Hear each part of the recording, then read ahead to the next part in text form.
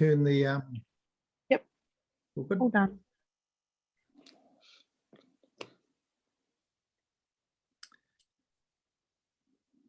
Tane, I wonder whether you could do us the honour of the karakia this morning, just to get us going. A tēnā rā tātou katoa. E mihi ana ki a tātou kua hono mai ki tēnei taumata o te wā, tēnei kōrero. E mihi ana ki a tātou, whakaaro tonu mātou ki a rātou. Ki ngā whānau pani o Taranaki wānui tēnei wā, ko te whānau tūta me te whānau tamati. Haere koutou rā, moi mai rā, moi mai rā. Te hunga ora ki a tātou, te hunga ora. I runga e tēnei kaupapa, nei rā te mihi ki o koutou, nei rā te mihi. Ki ngā kaimahi o te rohe, te kaunihere ārohi o ngā motu, tēnei te mihi kauatu ki o koutou, ki ngā ahi kā, ki ngā mana whenua o tēnei wā, tēnā koutou, tēnā tātou katoa. Tō mātou karakia timatanga o tēnei ui, e tau nei ki rungi a tātou katoa te wairo o ngā mātua tūpuna. Nā rātou i wakatoko te ara hei hikoinga mā tātou ngā uri. Wakatōki o tātou ngākau ki ngā tikanga hei aratakinga i a tātou. Kia ngākau nui ki te hāpai i a tātou mahi katoa i roto i te pono, i te tika, i te māramatanga, me te arawa anō tētehi ki tētehi. Koi ara e rongo whakari aki ki runga, tūturu waka maua ki a tēnā. Ui e tāki e. Tēnā rā tātou. Kia ora. Thank you very much, Tane. Very much appreciated.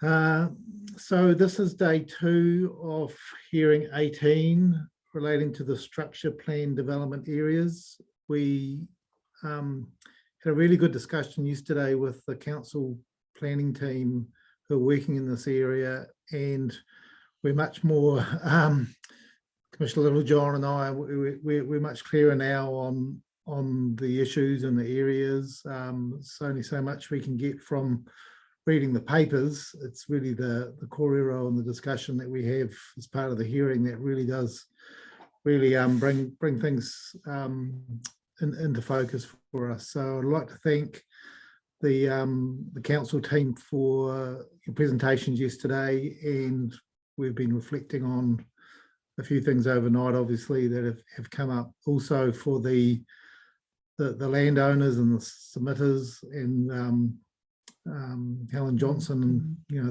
the team's been working pretty hard on some of these issues. So I just wanted to acknowledge it before we get underway. And I think today, or I think we are kicking off today with Ngāti Te Whiti. So if Julie and Hayden are there to start us off, that would be great. Thank you. Sarah, was there something to start with? Oh yeah, mōrena. Ko te katoa.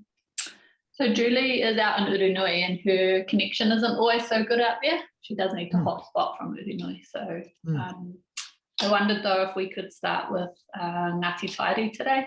Yes. So from Ngā Mahanga Tairi, so Keith and Tane to speak first. Sure, okay.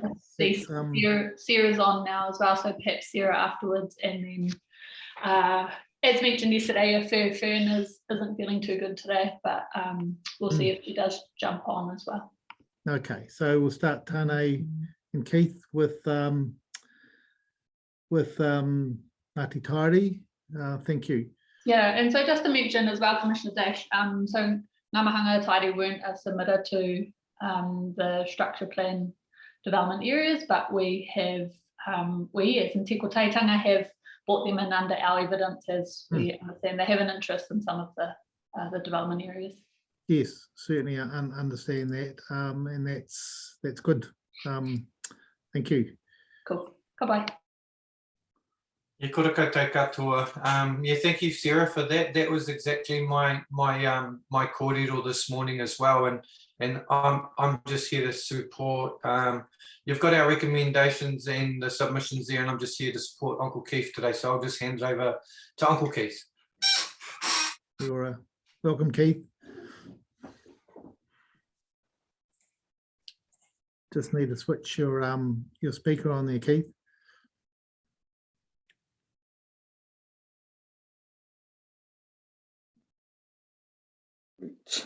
Yep, there you Is that go. all right? Okay. Thank you, Sarah.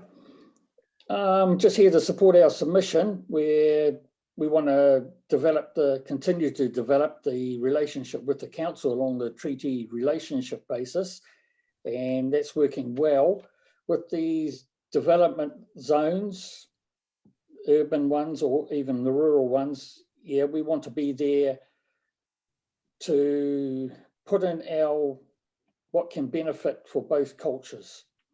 At the moment, it's we've got our Waihi Tapu covered, but there are cultural sites as well. And in the Carrington Road one, we have a particular site there we'd like left as an open space. You know, no different to Pukekura Park or any park in New Plymouth where it's special to the people. This is a cultural site that's special to our old people. It was a site that was with our ancestors. It could have been the start of a war between two brothers, but one got the wrong end of the stick, but they reconciled, and that became a special place for them and their people after that. So we would just like that recognised, and maybe in the future development that particular space is left aside as an open space. And, you know, we could put up signboards there or whatever in the future as it happens. But that's the only issue I wanted to emphasise from our submission. Thank you. Thank you, Keith. We have had some evidence on that place. Okay. Prior to, and Christine, just so we can focus our discussions from the staff's PowerPoint yesterday, can you just bring up on the screen the Carrington Road structure plan map?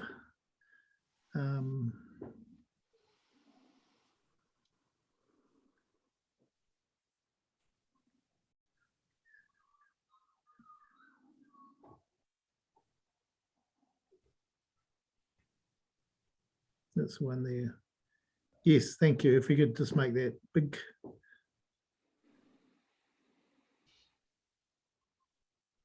Excellent. Thank you, Christine. So Keith and Tane, I understand the area is shown in that on this plan. If you can see that sort of really orangey colour up towards the top northern part of the plan there. That's the one, isn't it? Yes, that's the one. Yes. Not a huge area. Yes. And this is, I read with a lot of interest about why this is a site of significance in terms of it being seen as a place of reflection. You know, back to that story of the two brothers. So certainly if it was appropriate as an area for a reserve or to be sort of set aside as part of an overall structure plan, your evidence, I think, to us under the Te Kohitanga submission is that, you know, because of that association, the site's not necessarily in terms of physical archaeology, but it is a place that's known to Ngāti Tairi as a special location. Is that essentially the guts of it? Yes, that's correct. Yeah. Okay, and I think the council planners on the structure plan have already reflected that. It's got this potential sort of significance. Is your evidence that this is not only a potential site of significance, that area is the site of significance? Yeah, that's correct. And if you blow that picture up even more, you'll see above the orange and to the right of it, you'll see the two faces of those brothers. One in the darker bush and the one above it. Oh, You see okay. their outline. Yes. I don't know whether we can. So it's got some. There's some geographical sort of reference to this as well, by the sound of things. Yes. All right. Thank you, Keith and Tane. I'm very clear on that. Kit, did you have any questions? Yeah, Keith, tēnā koe, thanks for that. Has the existence of this site of significance been raised in any other submissions to the council on the proposed plan that you're aware of? No, I don't think it has. Okay. A lot of our sites, well, most of our sites have all been, you know, confiscated in the day, and it's all private property now. So it's sort of like we can't go onto them, or that's been the feeling. So this is through this structure planning submissions and discussions. This is the opportunity to potentially provide for its long-term protection as open space. Yes, and it's recognition for us and the public too. Cool. Ka pai. All right. Thanks for that. I understand that. Thanks, Keith. Tane, was there anything else you wanted to add? No, thank you, Commissioner Dash. I'm happy with the conversation today. Thank you. Thank you, Commissioner Littlejohn. Thank you very much. Sarah Mako, we now moving to Sarah Gibson and Glenn Skipper, is that right? Yeah, so Glenn, so Sarah's on today, so Glenn won't be appearing. Okay. He's furiously texting Julie and Fern right now as well to see how they're getting on. Yes, we can just be a bit flexible through the morning about their appearance, Sarah. We understand the issues around Uranui with connection sometimes, so you know that's all good. We'll work out a way to make sure Julie and Hayden can talk to us. All right, Tanakwe, Sarah, good to see you again. I'm back. Well, kia ora, I just sent in my evidence just now, so Christine, has that come through?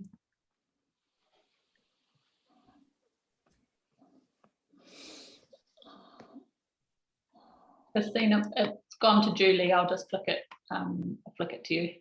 Okay. And maybe we'll just pause while it gets to Christine and then through to us. It'll be good. Can you hear me okay? You're just nailed up a bit there, Sarah. Can you try again? For like a short amount of time, we're trying to fix our connection. Okay. Doesn't feel like dropping anymore. Okay. Oh, can you not do it for like half an hour? Oh, sorry. Yeah, Sarah, you're back again with us back now. Okay. Okay, ka pai.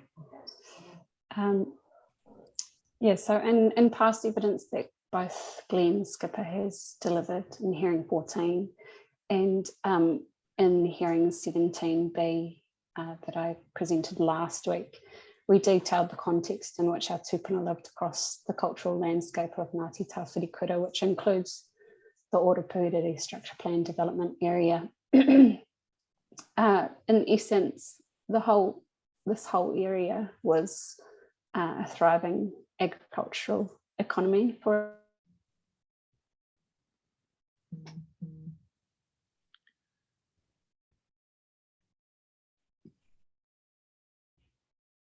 Sarah, you've just snarled up again there. Sorry, we can't currently hear you.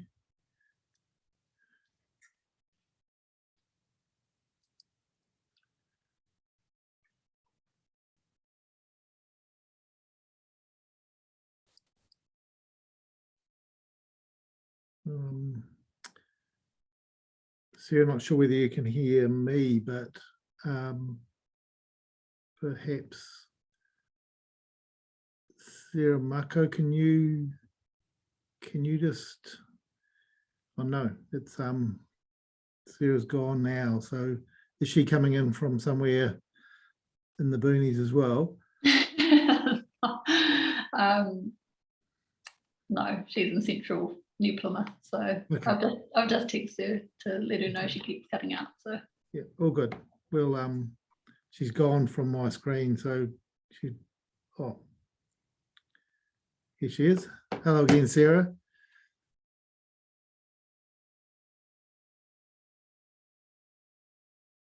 Just turn your speaker on there.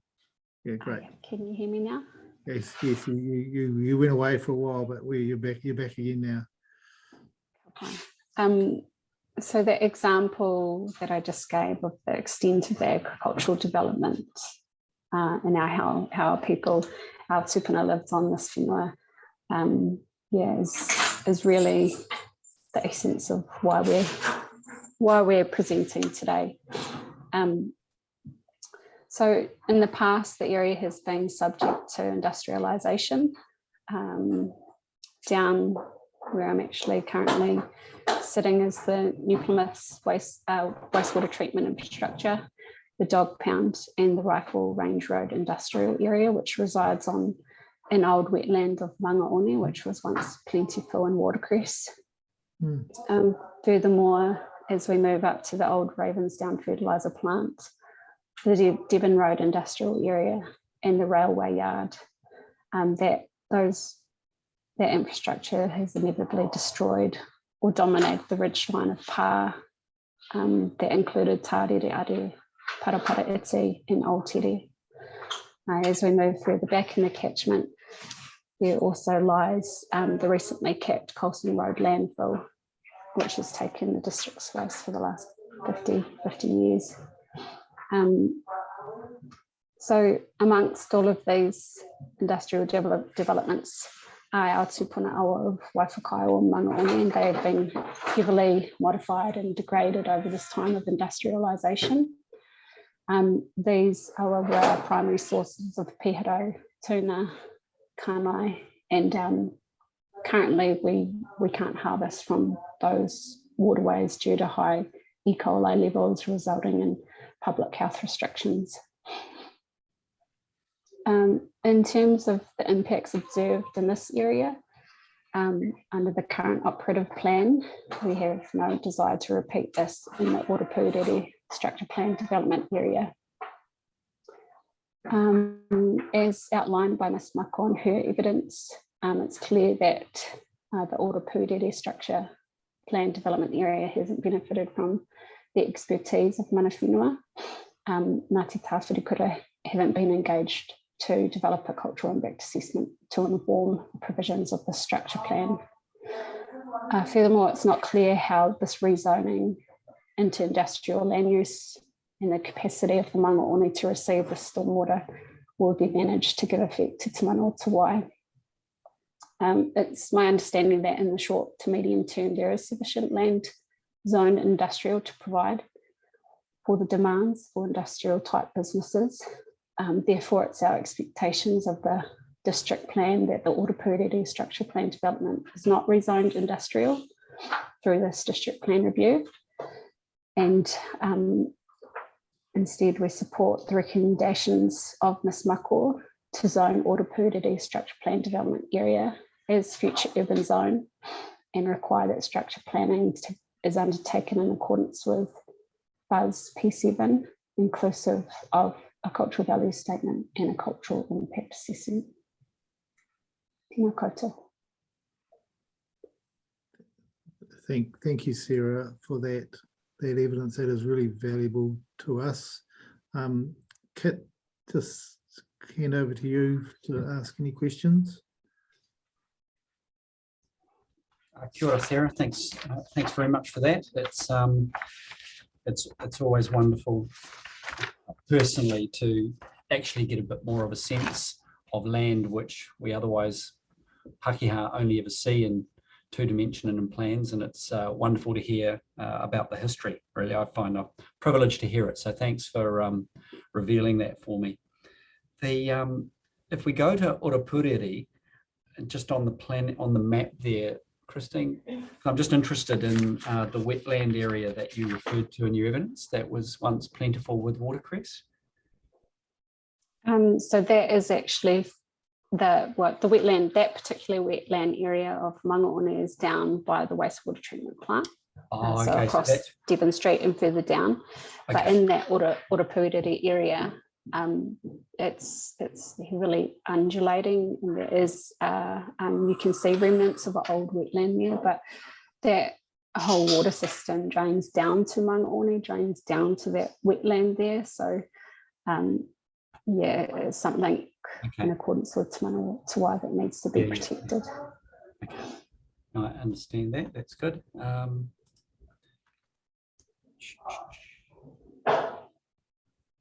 The dog pound, and yeah, so I'm just going through some of these. Brought up an image there. Sarah, could you just take us through Okay. That's good. this here? I think just explain what we're seeing here.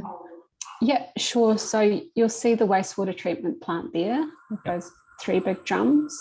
So next door to that, the little square box just below that, or in the middle right there, is the dog pound. And so that whole area used to be a wetland, which fed into the Mangaone. And our people of Ngāti Tawhiri could have harvested that area. There are often tuna that would be wriggling across that wetland. But for a long time, the wastewater treatment facilities have been in that and highly modified that area. As we move up the catchment, you'll see the industrial area on Rifle Range Road. Yep. What weaves to the left of that is Mangaone. So you'll see there's sort of a row of trees that weaves in the middle, and it's Mangaone. It shoots out to the Waifakaio. There's a little diversion that comes out. It's quite hard to do it unless I'm not sharing my own screen. So if you go, so on the left of the screen, on the right of the screen, there's that diversion there. So that's Mangaone coming out, but originally Mangaone actually weaved around the base of the old river plain. So it was going towards the right along that small ridge line, which used to be the old riverbed of Waifakaio. Just go out a bit. Yes, that's right. Yeah, so the Mangaone came out, it didn't go straight into the Waifakaio there. Actually weaved around I guess the same alignment as Rifle Range Road at one point in time. Is there any way that I can jump on with my mouse? Yeah, can Sarah share her screen on this system, Christine? I could potentially pull up. We'd have to get Sarah though to bring up the map on hers, I'm pretty sure. Yeah. Well, have a go, Sarah, sharing your screen to see whether we can do that. So maybe turn that one off, Okay. Christine. Have you got the website, Sarah? Yeah, I'll just bring it up. Okay.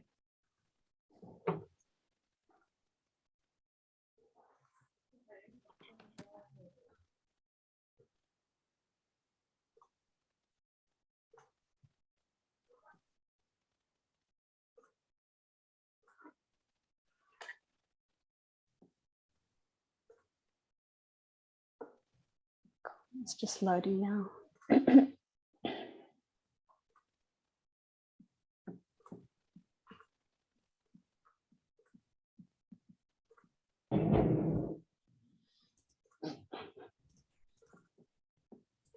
Can you see my screen? Yes, we can. Cool. Whoop.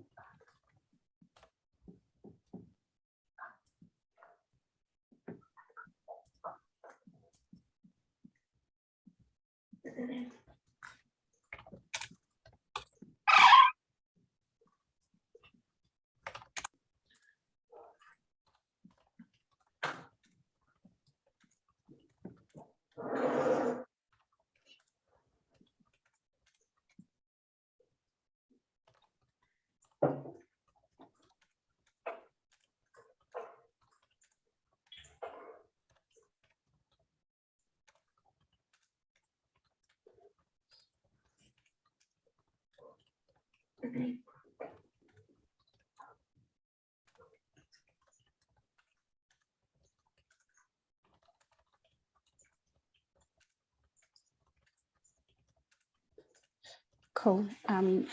So most of you will be familiar with this area, but this here is Te Rewere Pā, which the Commission has visited. So as we move down, so this whole section of land here is under joint management agreement between Ngāti Tāwherikura and the council to the benefit of social, cultural and economic desires of aspirations of the hapu. So it's in accordance with my evidence, so if we look at this particular area, which Orapūrere and that wetland system there actually feeds down, or in one point, in the time of our tupuna, actually fed down through here, down into the Mangaone, down onto this wetland area that I spoke of. So this area here used to be a wetland area. The Mangaone, which comes through this industrial area of Rifle Range Road, actually it used to weave, you can see the old alignment, used to weave through here, and it actually supplied water to this wider area, which was full of watercress. And as I said, tuna used to scuttle across these plains. The river used to flood up here before the banks and the water control was established through Tia banks to stop the flooding, and also highly modified the Mangaone in terms of its alignment and the rock rap and stuff that has occurred along the Mangaone here. So it's a very steep channel now. It used to be steep and narrow due to the modification, but it used to be a wider inlet which our people used to harvest from. As we move up, so yeah, that's the wastewater and treatment plant. Here's the dog pound. This is the industrial area of Rifle Range Road. As we move up the catchment, you can see it's all industrial, commercial, mixed commercial use now with the valley there. Here is the old Ravensdown site, which is being demolished. And so that industrial area, along with the Devon Road industrial area, sits amongst an alignment of Pā. So Kātere, ki te moana o Tārere is here. This is where our marae currently sits, which the Commission has visited. And along this ridge line is a dock reserve, Kātere Scenic Reserve, which comes right along. And there's a row of Pā along this ridge top here. And as you come down off that ridge, all of this land was utilised at one point in time for agricultural uses. And that ridge actually came straight through one point in time to Old Tere, which is that Pā that Glenn showed that has been redeveloped. As we move back up the catchments, we've got the old railway tracks in here.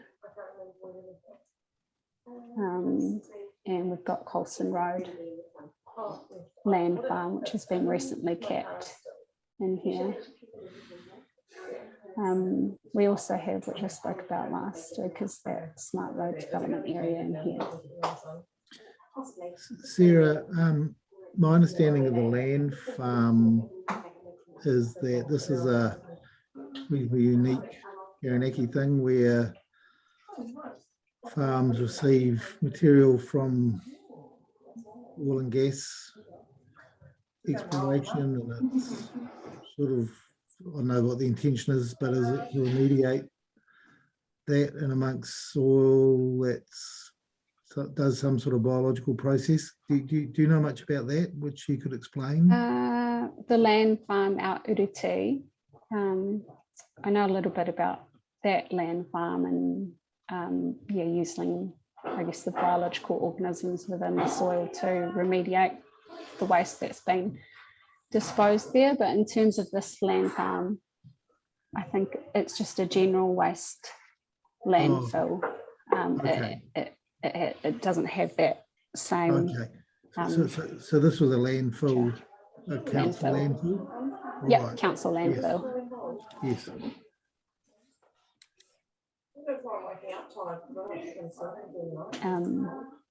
But yeah, and like in terms of the Orapūrere development area.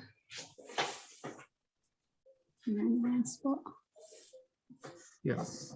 Yeah, and here. That's it, it looks different. Yeah, that's pretty much the one, I think. Yeah, so when you're in that area, I'm not sure if you guys have visited it, but it's undulating land, like the depth of some of those areas where old wetland are quite deep, and you can see that system of water, what would have been before it's drained and culverted and stuff. It feeds right over through to Kātere, which is Tārere Aru, that our marae, and then down into the Mangaone, would have been down onto this wetland area. So there actually used to be at the back of Tārere Aru here, there used to be an old spring here. So the water tracked across land, regenerated this spring here, and it used to feed down into Kātere Scenic Reserve, and there was a small little pond there that our tupuna used to use to harvest or to seep karaka berries. But as the industrial area has been developed and there's more hard standing land in this area, this spring has actually dried up, and so too has the pond that our tupuna used to bathe in and seek berries in. So the water system for Ngāti Tāwherekura is really important and needs to be maintained, needs to be enhanced actually, because it's in a really impacted state. So for the Orapūrere development area, those things need to be planned out appropriately to ensure that our water systems are enhanced. Thank you, Sarah. Can we just go back to that structure plan area? So that wetland area, where is that draining down under the railway line into that water course? That low-lying area in the middle of the structure plan area, where's that draining to? I don't know where it currently drains to now. I'm not sure of the network of piping that leads off from this area. Yes, but it'll be Yeah, impounded by the railway line embankment that we can see going through there, the bottom right of the area. That's a railway line there, isn't it? Just coming through. Oh yes, yeah. Yes. Yeah. Well, that's a railway line there, yes. So there'll be an embankment there, and it's just a question about whether that area drains under the railway line into that. Looks like a stream flowing on the other side of the railway line. Or Yeah. some sort of catchment. Yeah. So I think that's it looks like it comes out here. I think Pūremu is one of the tributaries that comes in this way. Yes. Yes. Yeah, it is the, yeah, I think it is Pūremu or Tinako that comes around this corner, but the Colson Road is bordered by two tributaries that weave around. Yes. I know from long experience that the structure planning, the dealing with the stormwater and the waterways and the low-lying areas is absolutely fundamental to successful structure planning. So I was just trying to follow the path of where this area drains to. Others on the call may know more, but that seems to be a key issue, perhaps for the future of this area. Would you agree? Yeah, definitely. Yeah, definitely. In terms of how this area is managed, ensuring that our waterways are improved and enhanced is the most important thing. Thank you, Sarah. Kit, did you have any other questions for Sarah? That's been a pretty helpful little zoom around the place. Yeah, no, I didn't. Yeah, I get goosebumps thinking about the times I wandered around these places as a boy and knew nothing about any of this. So very much, again, I appreciate the stories and the background. Very helpful. Thank you, Sarah. Was there anything else you wanted to emphasise? No, that's all for me today. Thank you. Yeah, thank you. And obviously, Christine, as this sort of information comes in from our hapu submitters, that'll go up on the website, where our amazing admin team does a great job of keeping things up to date pretty well, as we do receive our written submissions, representations is what we call them, down in the Christchurch plan, because these are submissions that come to us not from the experts, or sorry, not in the way of expert evidence, but in the way of particularly with hapu and other landowners, just their own experience, which helps us with our decision making. So thank you, Sarah. I see Fern's online. Sarah Mako. So are we moving to Fern now? Yeah, so Fern's online. I saw Julie from Ngāti Te Whiti had logged on, so she may have just dropped out for now. So Yes. Fern is available. Thank you, Fern.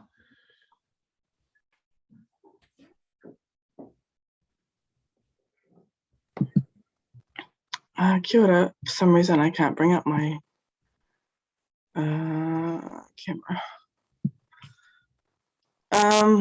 Would you like me to try log in on a different platform? Fern, I think we can You want to hear go to you. Julie? We can hear Okay. you loud and clear if you can hear us. So happy That's to just for you to speak to us without your camera on. My amorphous voice. Okay. Kia ora, anō. So apologies. I'm currently isolating at home with COVID, not feeling the best, so I'll keep it brief. The whole family's come down with it, so it's been a couple of weeks of it. So kia ora koutou. I'm Fern Brand. I'm hailing from Puketapu Hapu. I'm currently the trustee. I am here to talk to the proposed structure plans for DEV1, which is Area Q, and DEV4, which is Orapuriri, primarily. I can answer that drainage question, by the way, but anyway, for Sarah. So the purpose of the scope is, who Puketapu is, which I think in previous evidence for Hearing 14, the evidence sets out who Puketapu is and where we are, so I'll leave that there.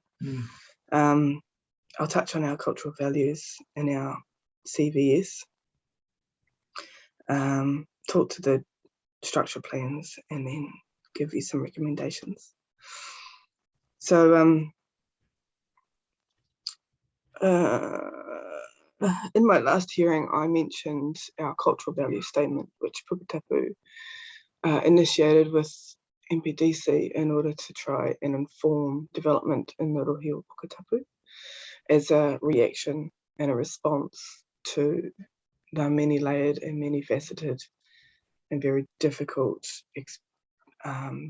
development scene, I guess, that we have. The cultural value statement was in part to, it was our effort to explain to developers and planners and the New Plymouth District Council our values and priorities in the landscape of Puketapu. And at this point in time, the CVS remains in draft, awaiting endorsement of the wider hapu. Given our COVID landscape and our need to look after our kaumātua particularly, that process has not been taken, or hasn't finished, I should say. At the same time, it is also a live document, so we are responsive, and if it should need review or update, then we're willing to look at that. Excuse me. Within that, I believe Sarah Muckle will be sending that through to be shared with the commissioners and as evidence. So you'll receive a copy of that. Particular just breaking in there. Yes, we did discuss this yesterday because it's referenced in the 42A report as good guidance for the council planners. But Sarah Maka, when you send that through to us, just for the record,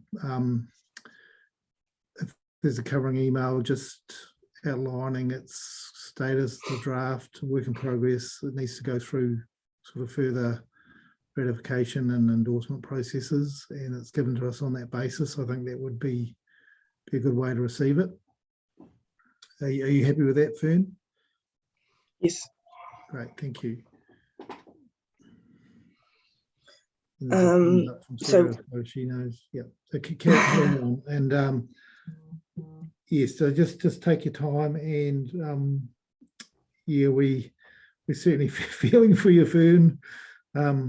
My experience with COVID and families is it's quite often the kids sort of get through it pretty easily, but it's others a little bit older who are struggling the most. So certainly give you our regards just as you work through that illness. Thank you. Yeah, I came home from school and he seems to be a box birds, but of course as carer, our way going downhill. Yeah. Okay. Okay. So just within the cultural value statement, just quickly, it does cover the values of Puketapu that we utilise when considering proposals within our cultural landscape. And they include kaitiakitanga, so the guardianship, enhancement, protection and preservation. Rangatiratanga, which is exercise authority, self-determination and sovereignty. Mana whenua, inherited use rights. Mauri, so the life force, energy and life principle. Tapu, sacred, treasured, valued, prohibited or unclean. Rahui, protection, restriction, conservation. And Hauru, health and well-being. In addition, we obviously use the Te Atiawa Iwi Management Plan, Tai Whenua, Tai Tangata, Tai Ao. So moving on to the Area Q Structure Plan Development Area. Puketapu were a submitter in the plan change in 2013, I believe. PLC 09/00020. The rezoning of Area Q in our original submission is appended in Appendix A. As I explained in the hearing 17B, Area Q was among many, or has among many been our battleground for years. As a hapu, we have learnt many harsh lessons and have had to take it upon ourselves to inject ourselves in the developments through the establishment of a developers forum and other mechanisms. And in my opinion, many of the submitters at that time have now been realised through the development process, and I summarise those. So, apologies. In part, we've seen all of our fears come to fruition, and through our actions over the last 8 years or so, we have managed to, I guess, through engagement and through persistence and better design, sort of achieve a better way of working and going forward and approaching a lot of these things. But again, it's all very much self-actioned, and it has been quite hard. And indeed, if we relax at all, it just reverts instantly to the way it was. So it is constant, and it is by no means yet a way of working for better outcomes yet. So we would like to see that. Apologies.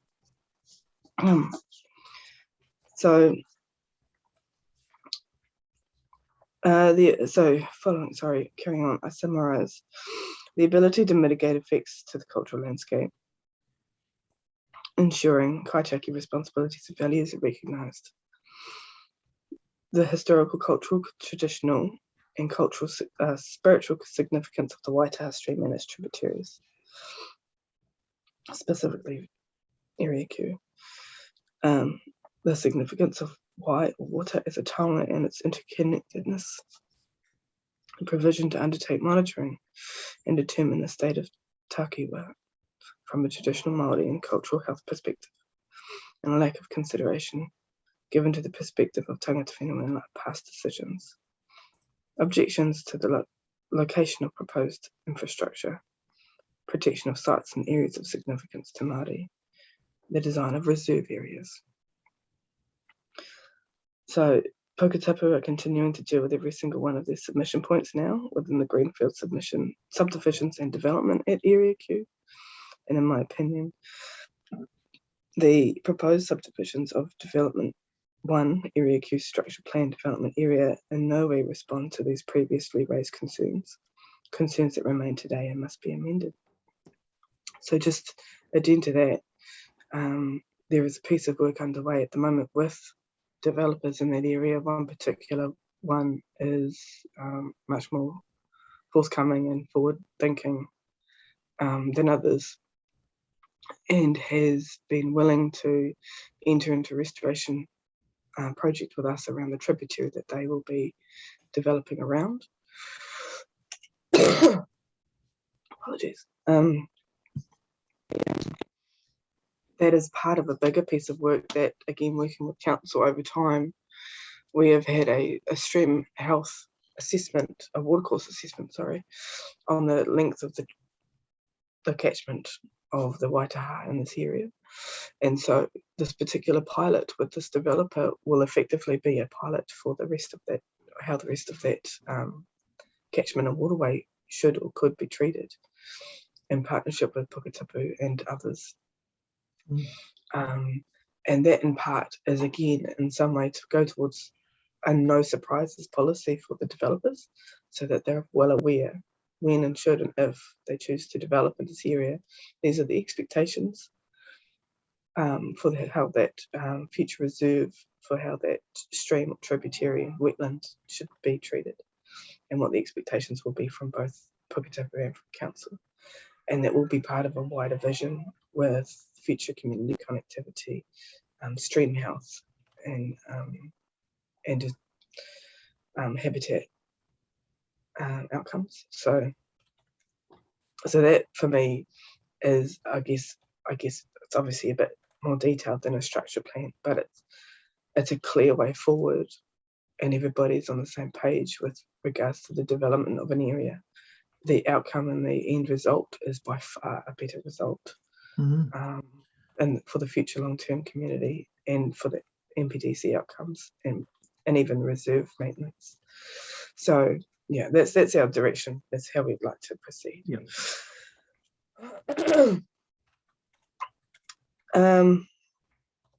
Moving on to development for the Ōrapuriri structure plan. So we oppose the Ōrapuriri structure plan development area on the basis that it has been designed without the benefit of advice from Puketapu. And we raise concerns in relation to the impact on cultural matters, including but not limited to the stresses resulting from the development on the Mauri of the Mangaoni as a significant water body, the degree of earthworks and land modification required to provide for industrial land uses, and the requirement for exotic plantings along the southern boundary of the development area adjoining the Mangaoni. In our submission, Puketapu sought the development for structure plan was amended following a cultural impact assessment process and consequential changes made to provisions. As set out in my presentation to hearing 17B, I understand that at present,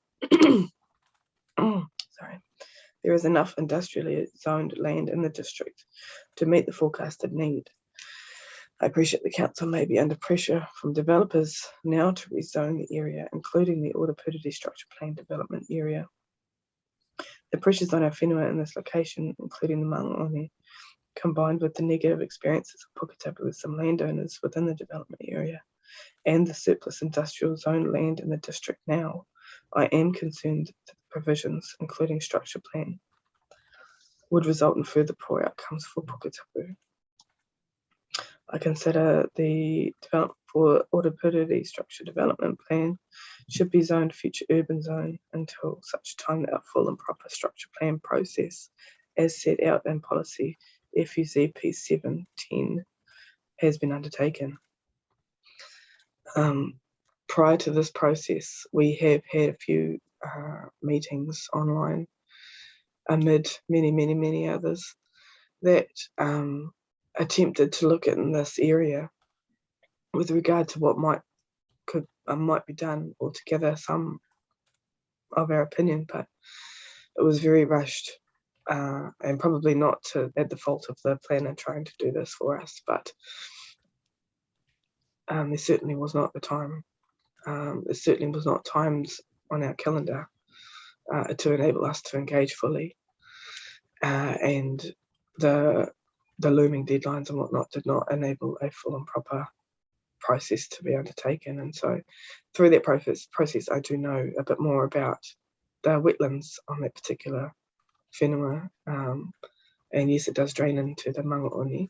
There are also stormwater drains that cross underneath from the Bell Block area, crosses underneath the motorway through this future, well, this particular piece of land that is the structure plan development area, and empties into the Mangaoni, further impacting the capacity of that stream.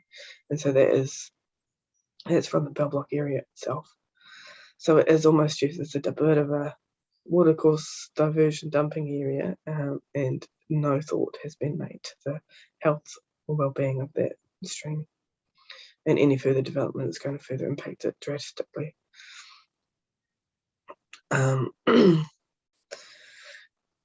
So yeah, we oppose on those principles.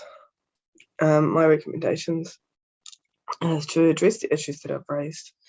This evidence recommends that we provide provisions for the Development 1 Bell Block Area Q Structure Plan Development Area, what a mouthful, that responds to the concerns of Puketapu Hapu. And we remove the development for Orapūtiri Structure Plan Development Area from proposed district plan. Rezone this area as future urban zone until such time that the full and proper process to plan design process has been undertaken. Addended to that is the original Hapu submission for Plan Change 20, which is the previous one, 2013 I referred to. Yeah, I've looked at the proposed structure maps. I'm not sure if you have them, if you'd be able to share, Christine. Yes, the only Puriri one, Christine, please.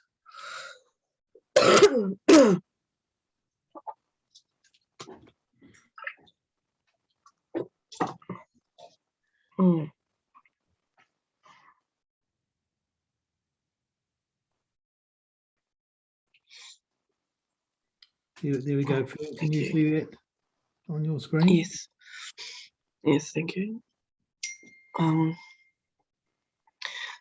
So those two wetlands The lower one with the two portions to it is what's left. It was effectively quite an extensive or open area, and I think it had been identified as part of the stormwater management of the Mangaone, and so proposed sort of development in this area very much impacted on that. I think those new proposed outline areas are a response to our rushed feedback prior to this hearing. But we would certainly foresee that would be essential and potentially even built upon that, expanded in order to service and try and minimise any further impact on the Mangaone. The one up further used to be a lot larger than that. It was identified through an ecologist's report and put aside for restoration. However, that the field of paddocks that are above that area and the straight line out to the motorway once was rolling hills and was completely flattened by the developer, citing that it changes nothing. But he also filled in some of what is identified there as perhaps a little of what is left, and no effort was taken to engage us properly with the restoration of that area. So there are a couple of plants in there. A lot of them have died. No maintenance to speak of has taken place. There was no monitoring or care taken, and to understand the current state of health or species in that hour, aside from the original ecologist's report, which we insisted on first. So we still have no eyes, we have no awareness or connection to what's happening in that area. So all of these things, it continues to happen because earthwork policies or whatnot enable people to do what they will do with no regard whatsoever to what is there. You can see there is a site on the motorway end. It's labelled A. That extends onto this area, and so he actually completely filled that over with no discussions and no record about his house. And lower there is a long triangular sort of rectangular, again labelled A. If you go up a bit further, yeah, and that was a tunnel of some kind, and it has now been completely removed and destroyed. And more sites to the south area, which have been indicated there. So, yeah, there's a lot to work through in this whole area that have yet to be discussed or acknowledged. And the landowner has a penchant for development. I'll leave it there. Can we go to area again? Sorry, Fern, can you just repeat what you said then? Sorry, I just missed it. The developer. What? Yeah, I won't comment on the developer if I may. Okay. Fern, can we, sorry, Christine, can we please go back to that previous one? I have one question for Fern. Fern, the Mangaone stream, is that the stream we can see across the railway line there? Sorry. Is the Mangaone stream the stream we can see on the other side of the railway line? I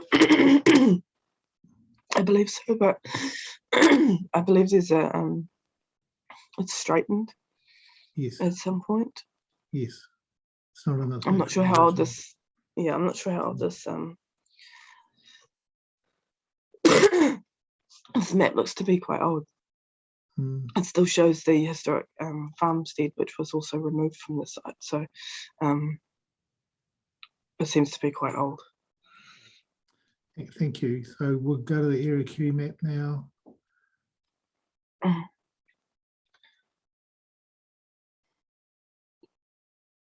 Okay, thank you. There were a couple of wetlands identified on this. that gave me pause for thought, because in the stream health workforce assessment, which was done on this entire length and tributary, right down to the sea, actually, it identified many. And not many of those are actually identified on this. So we would like all of those recognised. And again, we're pushing for, I mean, if you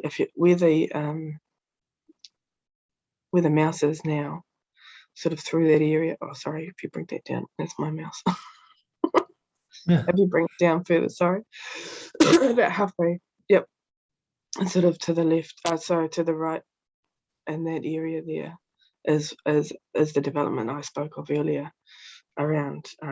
There's being a development, as well as that particular tributary is now being restored, and that wetland in there. And so we're pushing for greater visioning on the wider area, because what happened there is last minute they put a sewer right next to that tributary once again, which was exactly what we don't want to see, given the repeated, every time it rains we have issues on the Mangoti. The reasoning for that was that it was to service the next development area, which is from this area up to the airport road, and potentially even area R. And so that was the only thing they could do, but simply because they hadn't thought of the wider, how do we actually service this whole development area? We need to think, if we're going to preserve, we're going to restore, we're going to avoid certain design, I guess, mechanisms we've always done in the past because it's easy, and we're going to do better, then actually we need to provide for certain things before it becomes an issue. And so that's what we're pushing for here. Particularly, I mean, you can see the big extension there to the it's a feeder arterial road, sorry, heading across the stream. So that has yet to make it that far, but this particular development we're talking about now just sort of edges on the side. And so the conversation is, who pays for it? How is it spanning that river? How does it impact in these areas? How does the stormwater get dealt with? These particular developers are willing to upgrade their stormwater now at this point in time, at delay to themselves and cost, in order to service future needs. And so for me, that is an excellent outcome, but we need more people thinking on that. We need the next developer along to also think that way. We need the people over the river to think that way. And we need the NPDC to lead that vision. And so, you know, with a hapu of the area, it's our role to protect and to preserve and to look after this. And so we find ourselves in that role, pushing from below in order to get better outcomes on a better scale, in order to get that landscape scale visioning for future communities, when actually that should be the council doing that. So I do seek better outcomes, and by way of these sorts of mechanisms to lead that. Yeah, that's me. I'm done. Thank you, Fern. You've been a trooper, obviously, just even getting through this. Hugely appreciative. Kit, did you have any questions to prolong Fern's? I've got several hours of difficult questions for Fern. I hope she's up for it.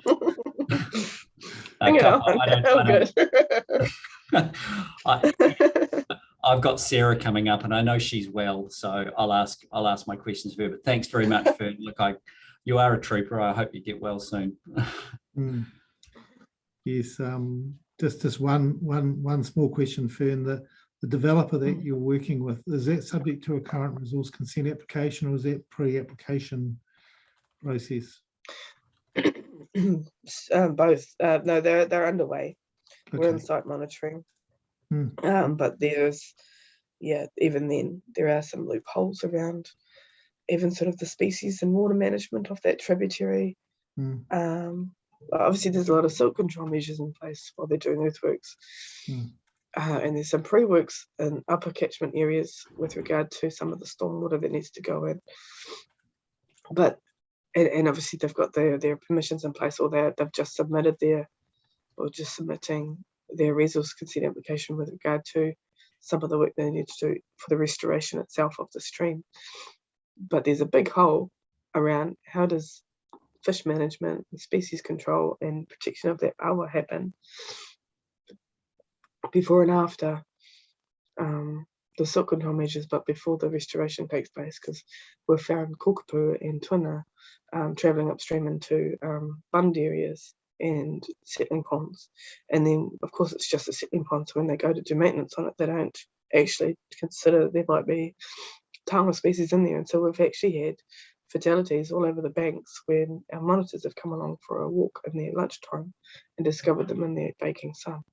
And so that sort of stuff, we're learning as we go too. We've never actually been as involved in a project as we have been fortunate enough to be in this one.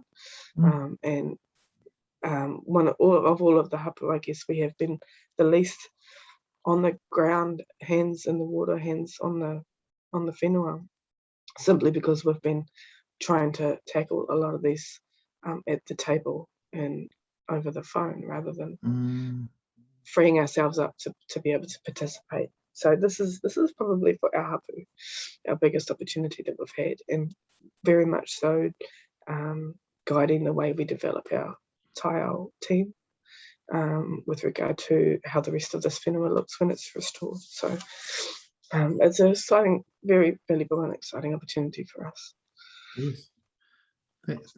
Thank you for just giving us that side of the story too, Fern, in terms of the opportunities that you see with some good sort of hands-on planning in partnership with the council and developers. So that's all I had, and you go well and get well, and I think the saying is mati wā, in terms of when we'll see you again. Happy Friday. Friday. Okay. Hopefully I'm feeling better. Yeah. Okay. We hope so too. Thank you very much, Fern. Thank you, Commissioner Dage. Thank you, Commissioner Littlejohn. I hope the rest of your day as well. Kia ora.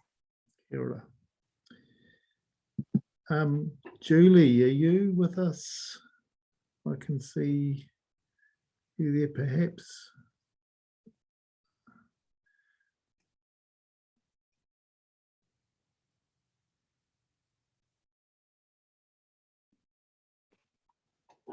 She is there. I know she's listening. I'm here. Hello, Julie.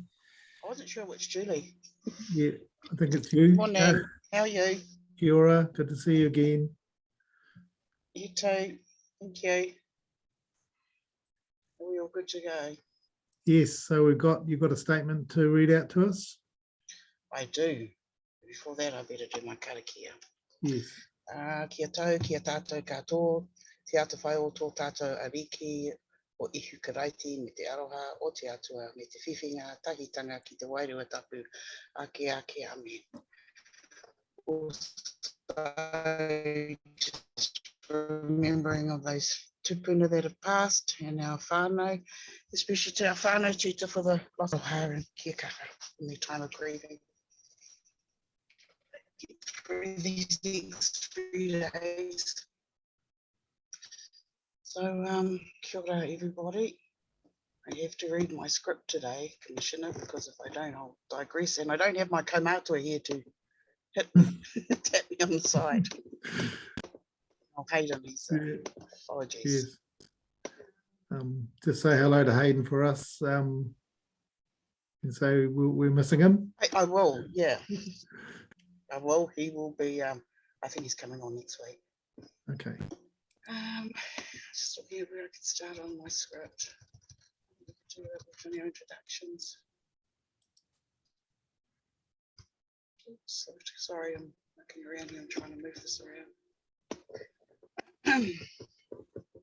Thank you all for your time here. Okay, I think I might just go to the B.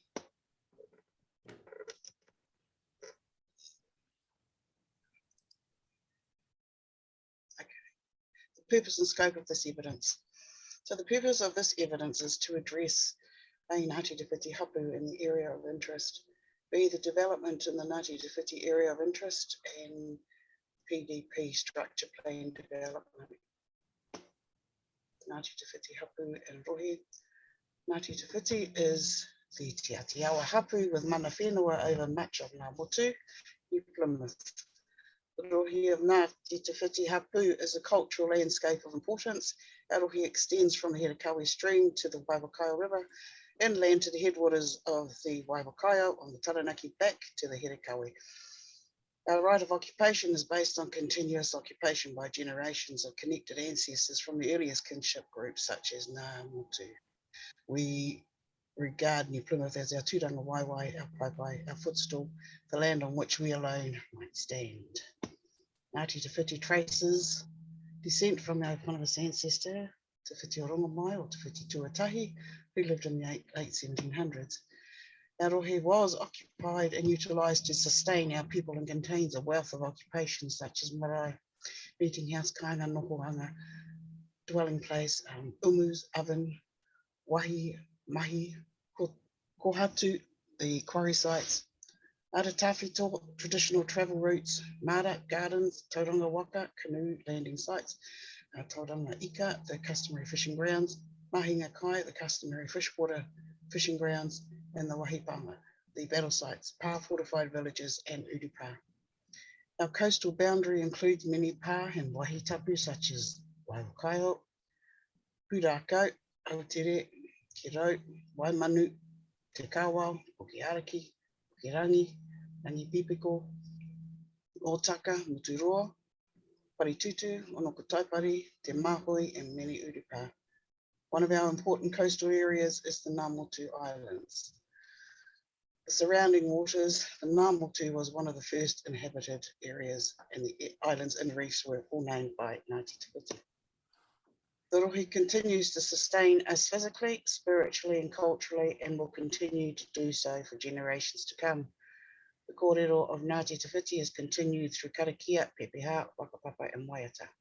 The development in Ngāti Te Whiti rohe, as set out in the statement of my evidence in hearing 14 on paragraph 13 to 15, the cumulative effects of successive planning decisions, district schemes, regional and district plans which have imposed varying land uses, activities and development onto Ngāti Te Whiti. They have not provided for the cultural landscape, continues to impact on relationship Ngāti Te Whiti is able to have with our lands, water sites, wahitapu and taonga and Aotearoa. Urban expansion, alienation of land from the ownership of Ngāti Te Whiti, and on the ongoing restrictions to access our sites and areas of significance impact on the relationship Ngāti Te Whiti are able to have with our rohe. Our entire rohe of Ngāti Te Whiti is of importance. Much of it has been developed without our involvement, including the development and decoration of our pa and other areas of wahitapu. Our rohe is where our tupuna walked.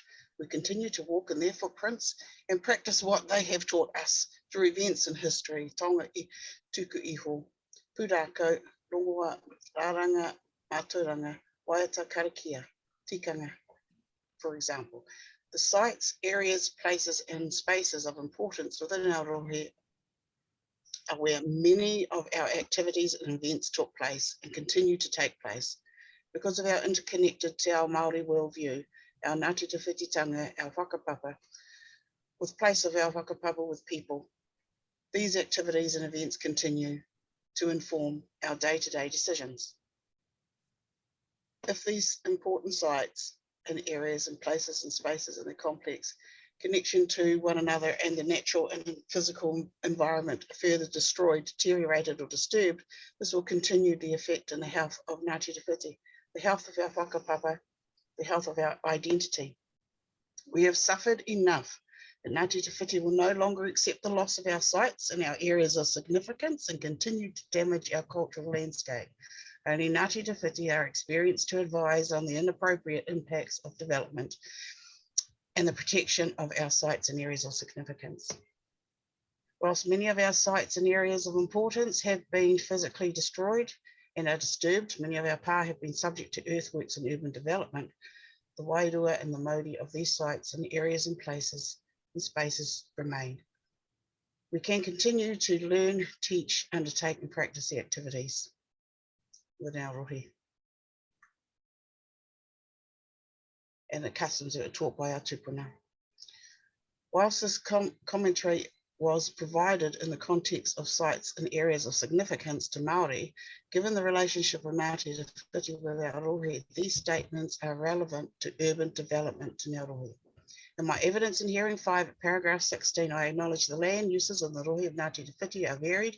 However, our rohi is unique, and much of New Plymouth urban area is the residential, industrial, commercial, mixed uses and open spaces, recreation uses and zonings, as well as growth areas. The hospital and port areas, many awa traverse our rohi, including the Waiwakaio, Te Henui, Huatoki, Herekawe, Waimea, Hongi Hongi, Wahitapu, Tutu, and the Mongotuku and their tributaries. Our awa have suffered long-term effects from urban development, including earthworks and construction of buildings in close proximity. I provided further detail in the evidence of my lived experience in relation to the Hongi Hongi, the Tutu, the Wahitapu, the Mongotuku, the Huatoki, and the Waimea streams that have suffered at the hands of residential development, including the ever-changing landscape, redirection, deletion, and restricted access to our awa. It is worth repeating here that all water is of utmost importance to Ngāti Te Whiti, irrespective of where it is located in the district or its current state of degradation, and that clear expectations must be made that A, awa are not stormwater infrastructure, B, all awa is interconnected through whakapapa, C, Wai has its own mana, its mauri, and its own intelligence, being with memory, spirit, and feelings, and D, the relationship of Ngāti Te Whiti with those areas must be recognised and provided for. The proposed district plan structure development areas, the Carrington Junction and Patterson structure plan development areas are located within the area of interest to Ngāti Te Whiti. In our original submission to the PDP, Ngāti Te Whiti opposed these structure plan development areas and sought amendment to the structure plans and provisions through the cultural impact assessment process. As set out in section 42A report, members of the Ngāti Te Whiti visited the areas for inclusion in the structure plans and attended hui with council officers. I understand this was an alternative take on the cultural impact assessment process compared to others I have been involved in. The Ngāti Te Whiti understand the growth demands for the New Plymouth and the need residentially zoned land. We are comfortable with the proposed rezoning of the spaces. However, the details must be amended to accurately reflect and provide for our cultural values. In particular, the following must be addressed in the structure plan provisions. The importance of water bodies, which form statutory acknowledgement, the restoration and connection with those water bodies with the context of Te Mana o Te Wai. B, the identification of the wetlands and what is required to restore the health of the access of the wetlands. And C, the areas of archaeological sites and areas of significance to Maori risk to be identified and protected. D, the relationship of Ngāti Te Whiti in the area and how that is recognised and provided for overall development.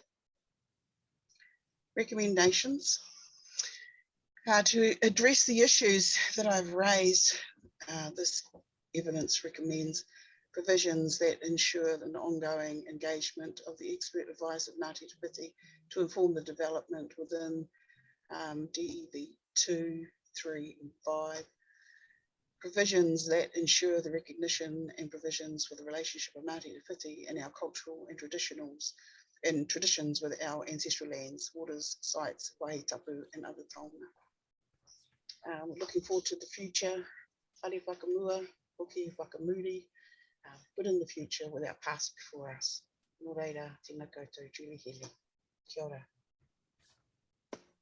Kia ora, Julie, and that last little statement, can you hear me? Yes, hello. Yeah, that last statement you made, was that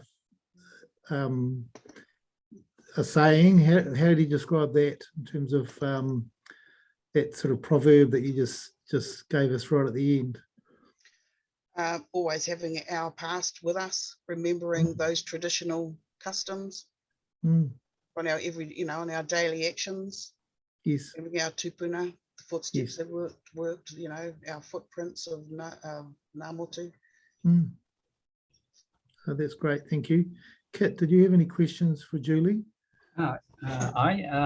Julie, thanks very much for that. In your recommendations, you talk about your evidence recommending provisions in relation to Dev 2, 3 and 5 and provisions that ensure recognition for the relationship of Ngāti Te Whiti. Have you read Sarah Mako's evidence to the panel? Haven't you? Sorry, Sarah Okay. Mako, but I support it. Oh, you don't know what she said though. Whatever she says is good. Okay. No, I'm All sorry, right. I haven't. That's okay. Look, I was just going to ask whether the direct recommendations that Sarah makes to the provisions, whether they were supported and were considered acceptable by Ngāti Te Whiti to address the recommendations you've made. But if you haven't seen them, that would be an unfair question. So I won't ask. Sorry, you. I've just been busy with work. Oh and no, hey, look, it's stuff. not a criticism. I just want to make sure that you're not asking for something different that Sarah has not already compiled and pulled together for us. No, we wouldn't be. We've already been in consultation with, like I said, we've had our site visits, etc. So no, there's nothing. We won't be asking for anything else.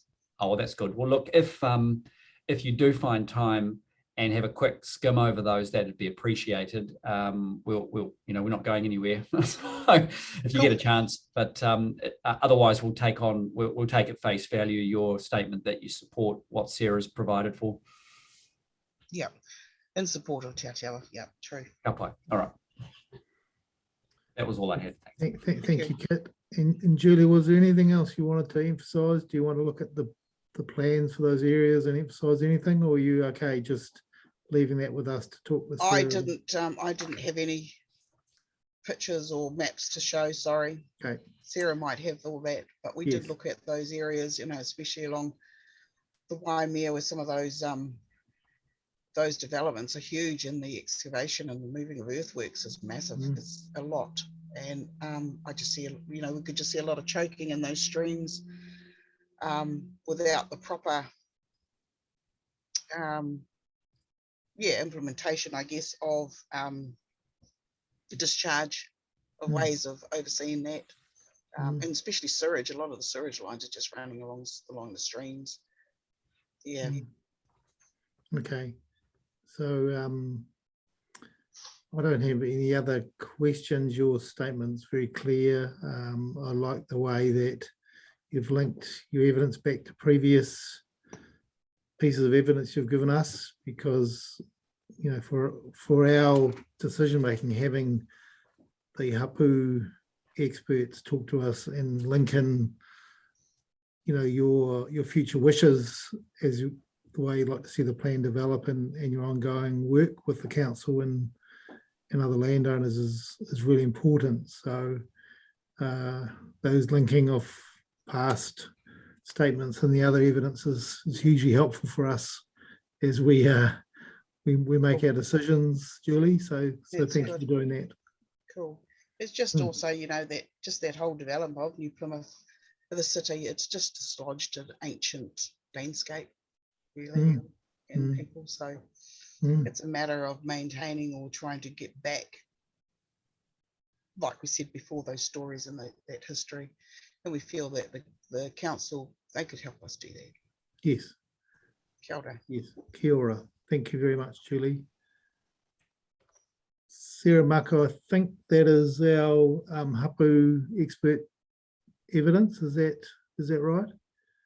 Yes, that's correct. Yeah. Okay. Let's have a pit stop for 10 minutes, freshen up, and we'll come back at 20 to 11. Thank you.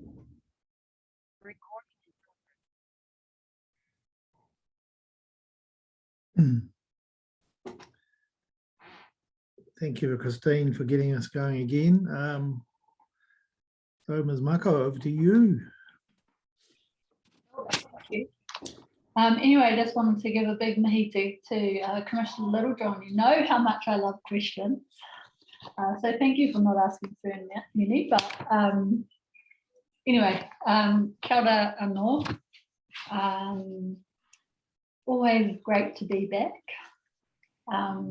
And I just wanted to mihi as well to our hapu representatives that have been speaking. So all of these hearings, actually, I'm so lucky that I get to work with all of them and learn from them and their experiences as well. So yeah, just a mihi to them. Anyway, I have provided some speaking notes to Christine this morning, so you may have received them. I always think after I listen to the hapu that my speaking notes become deficient, but anyway, I will, for the record, I will read them out. So just at paragraph 2, so firstly I wanted to acknowledge MPDC for giving hapu and Te Koteitanga the opportunity to work towards resolving submission points. An alternative CIA process, you could describe it, undertaking given time and resourcing constraints. Whilst some of the section 42A amendments to provisions go some way to addressing the concerns, there remains some outstanding matters and concerns with the structure plans. So a bit of a throwback here to 2019, to Plan Change 49, the rezoning of land within the Waitara Area D private plan change area. In resolving submission points, the applicant was advised the most efficient and effective way for tangata whenua to inform the proposed private plan change was via a cultural impact assessment process. This was prior to notification of the proposed district plan and, in my opinion, gave a clear steer to MPDC of the expectations of tangata whenua in informing rezoning areas. Further, the resultant provisions for that plan change worked through in the joint witness statement were the best provision possible at that time and which benefited from the preparation of the CIA.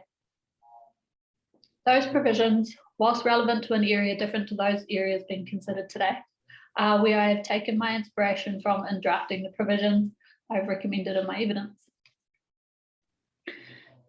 You have heard from Puketapu regarding the issues the hapu have faced in the implementation of Area Q and the omission of any provisions to reflect those experiences and the expectations of Puketapu. Ngāti Te Whiti and Ngāti Tairi are willing to work with the provisions of the structure plan development areas given the demands and need for residentially zoned land, subject to appropriate provision for cultural values. Puketapu and Ngāti Tāwhirikura have raised concerns regarding the rezoning of Orapūriri, given their outstanding concerns, coupled with their experiences with landowners in the area and the surplus supply of industrial zoned land. You will note I have recommended new and amended provisions to the development 1, 2, 3 and 5 structure plan development areas. In my opinion, these go some way to resolving the submission points of Te Koteitanga o Te Atiawa, as well as the advice provided to MPDC by Ngā Kaitiaki as set out at section 5.2 of the section 32 report, Future Urban Growth. With respect to all structure plan areas and the provisions I have proposed, you will note that I have included a notification statement. I need to stress that this cannot be the vehicle, as an affected party, that is solely relied upon for the requisite cultural advice to be provided in the projects developing these areas. I consider that this can only be viewed as an absolute backstop. As mentioned earlier, the section 42A report recommended provisions go some way to addressing concerns. However, the structure plan provisions are slightly underdone, and given this current state of play, there will be a heavy reliance on the subdivision consent process to get this right, similar to Area Q. Given this, I recommend that the council make it explicit that engaging the advice of tangata whenua on all subdivision consent applications will be required, and the provision of that advice must be resourced to enable efficient and effective consenting processes in accordance with strategic objectives TW8, TW9 and TW10. I have made a recommendation with respect to activity status for subdivision being restricted discretionary. In my opinion, there must be the ability to decline a subdivision consent application that structurally does not align with the outcomes of the urban development, the planned character of the area, noting that I would expect that a CIA process may identify more specificity in relation to those. Yesterday, I heard the reporting officer for Area Q discuss the issues with respect to discharges being more relevant to the Taranaki Regional Council and the Regional Freshwater Plan for Taranaki. I do accept this to a degree, but consider that given the land use change from rural to urban and associated infrastructure requirements, which can fundamentally impact on the health of the water body, that the panel should turn its mind to the health of freshwater, the first obligation in the hierarchy of Te Mana o Te Wai. On the advice of Hapu, I have recommended the zoning of the Oropuriri Structure Plan Development Area be retained as FUZ until a proper and meaningful structure planning process has been undertaken. I would be happy to work with the Section 42A report writers in drafting an appropriate set of provisions for the structure plan development areas, acknowledging time and resourcing constraints today. Nō reira. Tēnā koutou katoa. Happy, I guess, to take any questions. Happy. Yeah, I know Kit's going to put you under the cosh here, so I'll hand over to him. Cool. Come on. It's, kia ora, Sarah, thanks for that. It's difficult to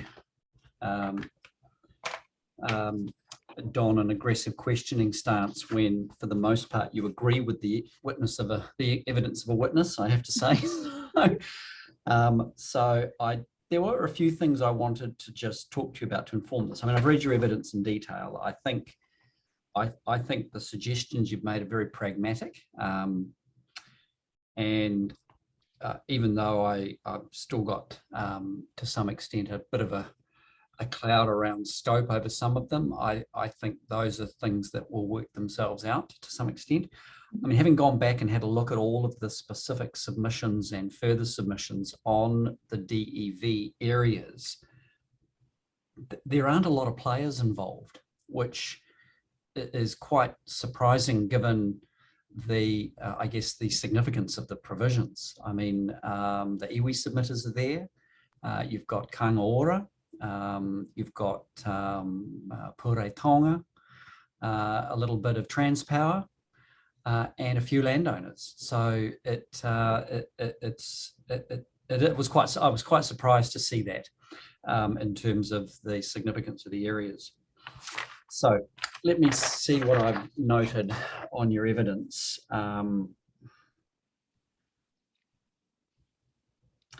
Paragraph 5, I'll just go through sequentially. I was interested in how that process evolved, the process that you described there, how that evolved, and what was the nature of your role in it? Were you mediator, arbitrator, facilitator, problem solver, all of the above? Coordinator. Coordinator. Okay. Well, I'm just interested because yeah. It's from my experience, it is a challenging process where you've got lots of different interests around a table. So I'm just interested in any other reflections you wanted to share with us about that. So it really arose out of, I guess you'll be aware of the statutory acknowledgement process. So Te Ko Teitanga receives all of those applications which contain a join effect. I can't, off the top of my head, can't remember the exact wording right now, but I noticed that we were receiving a number of those applications within the Area Q structure plan area where we as in Te Ko Teitanga and Puketapu Hapu hadn't been engaged to inform them. And through discussions with Puketapu and others who do assist us, it was decided that we would, and actually with Rowan Williams from New Plymouth District Council, that there was benefit in getting all of those developers within Area Q into one room, so that they were, in particular, were hearing. I mean, I rattle off to them all the time, but to actually get a Puketapu in the room to explain their position, and all of them to receive that at that time altogether. And how successful were you at getting all of the landowners or the active developers within Area Q into one space? Oh, yeah, I think so. Our the boardroom here at Paraninihi ki Waitotara, it was full. I think there were about 30 people, you know, the developers and their agents as well. Some of them had their engineers and their landscape architects as well. So Wow. yeah, I think it was really successful, and I think there was a little bit of, I sensed that there was a little bit of excitement in the room around actually they could, well, I think a number of the developers could see the benefit of working with Hapua and Iwi on these projects, and the I guess the speed at which it would move when you're not butting heads. Yeah. Much. So I felt that it was really successful. We did have a couple of flu, but we haven't, just with COVID, we haven't had that ability to do that. But as Fern mentioned this morning as well, they are, as in Puketapu, are actively working with a number of developers within Area Q to yeah, definitely. I think they're partnering with them. I would describe it like that. Yeah. When you look at the Area Q structure plan, and I did seize upon your comment that the structure plan, indeed, like some of the others that have been prepared for the dev areas, are very infrastructure led, and I think that's a fair criticism. When it came. Well, I guess there's good. Have you found that in conversations around Area Q that the actual indications on the structure plan map are what's the way to put it? Actually create barriers to outcomes that meet everyone's concerns? Because people might have fixed upon a location for something and insist that that's where it's got to go. Or yes, yes, definitely has led to barriers. And I think you may have already received it, but Puketapu in there, or Fern in her evidence this morning, has actually provided a copy of the submission, the Puketapu submission to Area Q as well, which actually, you know, in my opinion, sets out. They raise those concerns around setting of the location of that infrastructure at that time. So, just as an example, recently Puketapu raised concerns around the location of the sewer in relation to the Waitaha, and you know, it only needed to be moved a couple of meters, so it was further away from the Waitaha, but the response of the developer and the agent was that they couldn't do that because it was already set. So it's definitely raised some barriers. There have been some barriers. Yeah, I mean, to some extent, Area Q is different to the other three for residential purpose because, I mean, it's already progressed to some extent. So there's already some stuff in the ground that sort of dictates to some extent where the rest of it goes. The other ones that's potentially fewer, that don't suffer from the same sorts of constraints, they're a little bit more of a blank canvas, aren't they? Yeah, definitely. And I think that's what I've tried to pull through in my evidence, you know, the relocation of the wastewater pump stations and not identifying the water bodies as stormwater infrastructure. Yeah. Yeah. So I think there's definitely, and of course noting that we as in Tangata Whenua hadn't been engaged to inform those infrastructure reports that have informed at section 32 stage as well. So just working on the answers to those two questions.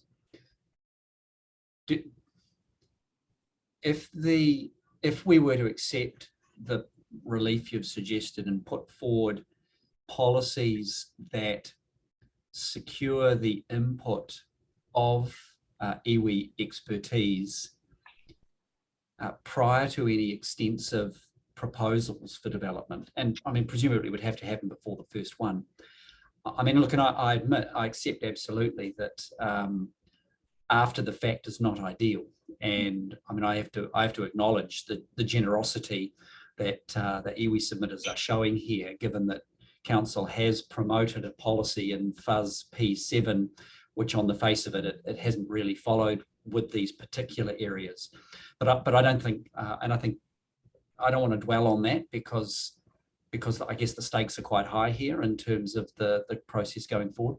So I guess the question then, if the provisions are put in place and some of the more definitive indications for where infrastructure ought to go on the 3 residential dev areas were removed, do you think there's an opportunity for the key stakeholders and iwi and the council to actually resolve an outline for the development of the structure plan areas in a rational way? So are you suggesting the removal of all of the infrastructure? Well, no, that's just an idea I had based on your question about I mean, is it important that you show a road going from point A to point B, or simply that a main road ought to connect here and exit here, and then let the actual parties decide where it ought to traverse in the interim based on all the other factors that are there? I mean, that's one way of doing it. Or the other is you simply make it very clear that the indicative locations are simply that, that detailed design through the engagement process will determine ultimately where they ought to go. Yeah, I think probably the latter. That they are just indicative now, and perhaps that should be, thinking of the area Q example, that having that flexibility and ensuring that all of the expertise that's necessary is engaged. I think, for example, just reflecting on the Waitara Area D plan change as well, where we, when we did get to submission and hearing stage, was that the water body, just in relation to stormwater, for example, the water body was the stormwater infrastructure. And so through the cultural impact assessment process, Manukuri here in Aotearoa said, no, you cannot have the online stormwater infrastructure there. And then when we started, we as in Manukuri here in Aotearoa and Te Taitanga started thinking about, well, what could a stormwater solution look like there? And then we started thinking, we would need to speak with the council reserves planner to check that, would offline ponds be suitable within the council reserve? And so just thinking about that example and how making sure we're using all of that expert advice to inform what the best solution for infrastructure and its location is. Yep. Oh, and look, that's certainly over my 20 years of doing sort of greenfield subdivision. I mean, when I first started practicing in the area, the planners and the engineers would just wander in, and what they saw in front of them in terms of the natural world was really just a second thought. How can we modify this to get as much yield out of it as possible? And so the natural environment was just destroyed. Over the course of 20 years, now we're because of the way the councils up here have adopted very much it's virtually prohibited to culvert streams. All streams need margins. What's happened in the development community is a lot of really smart engineers and planners with the input of iwi now design greenfield development around all of the natural features, so that they incorporate those as natural infrastructure and try and protect it and improve it. And then what's left over is what the land can yield, which is an amazing transition over the course of only just maybe 10, 15 years. And I think, well, I like to think that's exactly what you're advocating here, is a natural environment-led approach that sort of respects those features, and then the land yields what the land yields at the end of it. Yeah, totally. And I think I guess I keep harping on about this at every hearing, but I think what it actually is good for tangata whenua is good for everything. It does result in a good outcome, and also I've also harped on about those what are overlays, water bodies and the like, that they're not viewed always as constraints, but as those opportunities to create a good, the wording from the NPSUD has escaped me right now, but the well-designed, livable communities. Yeah. And we all benefit from all of those features as well. So, and I think just now throwing it back to hearing one as well around the strategic objectives, and that there's, I guess the strategic objectives don't have, there's not a hierarchy to them, but I think there's that inherent obligation to give to provide for the natural environment first before providing for everything else. And also touching on your point around the yield, I think that's been a really key discussion point in terms of the greenfield development in New Plymouth as well to date, that developers have this expectation that they're going to achieve this much yield. But actually the reality is that you can't get that yield, and that's why I think it's that engagement, early engagement up front with all experts is required, and that those experts also including the advice of tangata whenua as well. Thanks for that.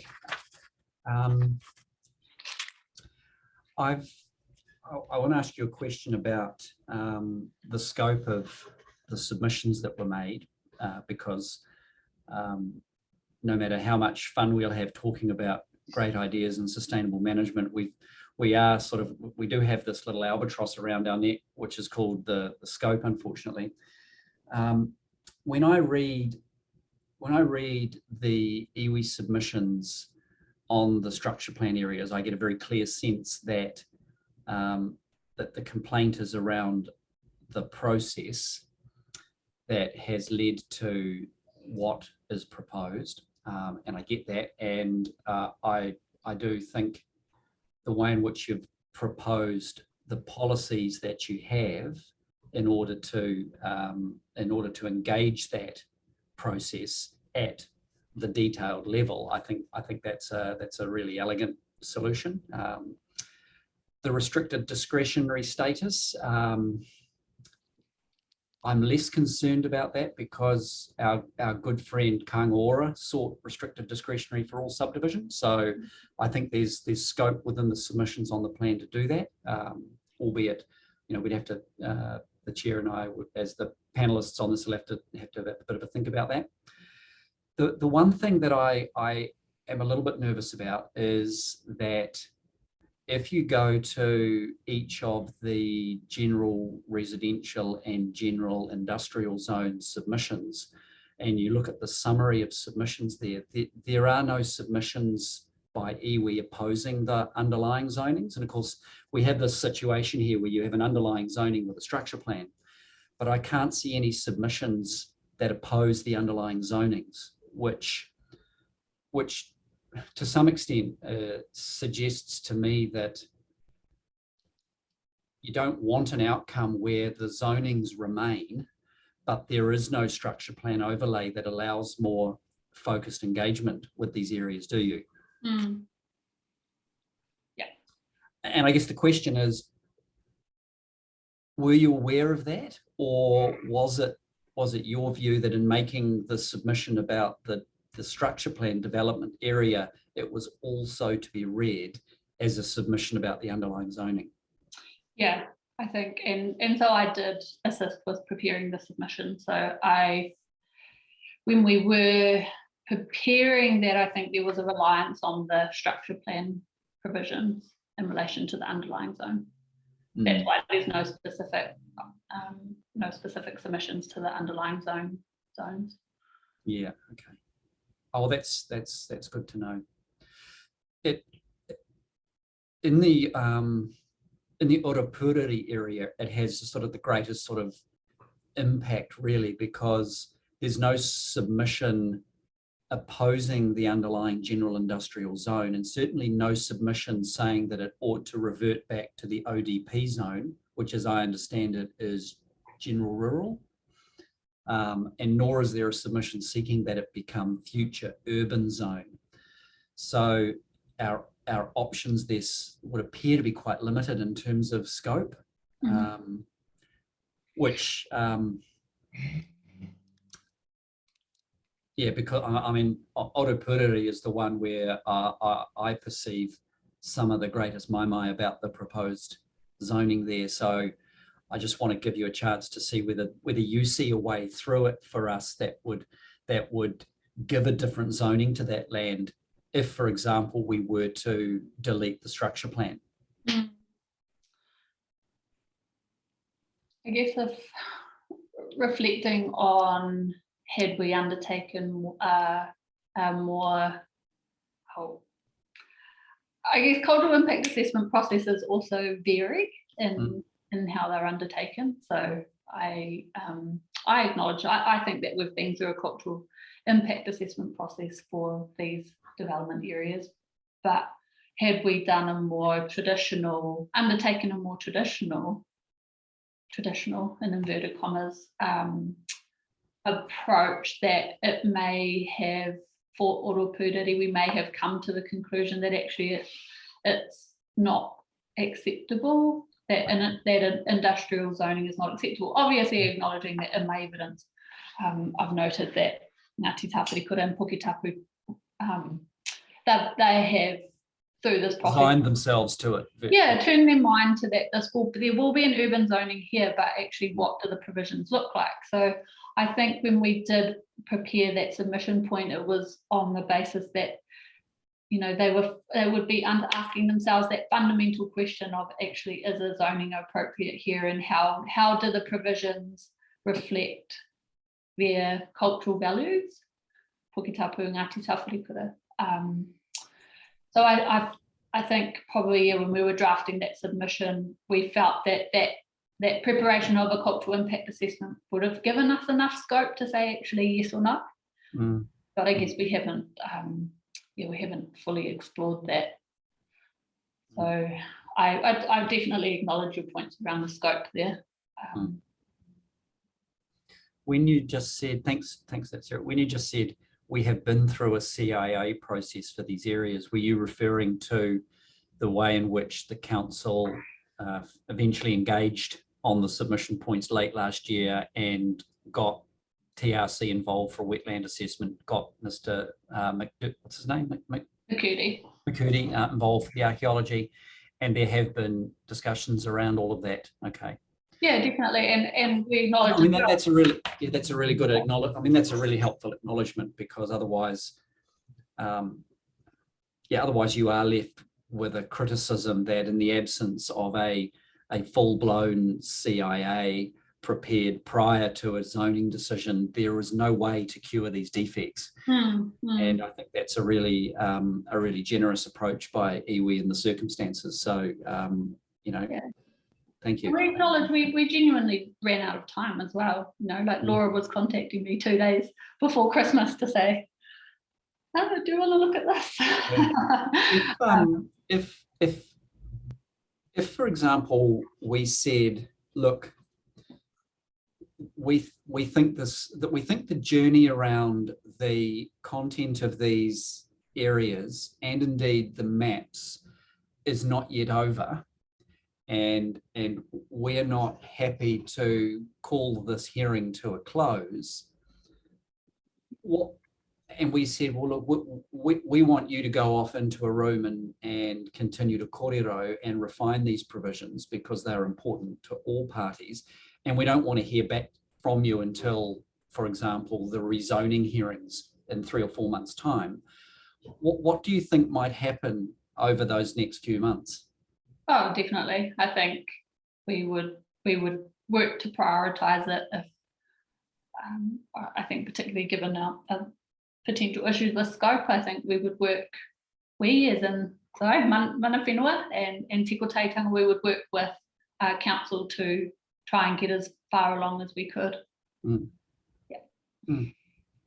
And also just acknowledging that even after Christmas, you know, MPDC were really generous in providing us that opportunity to feedback on the mahi that they had done before Christmas.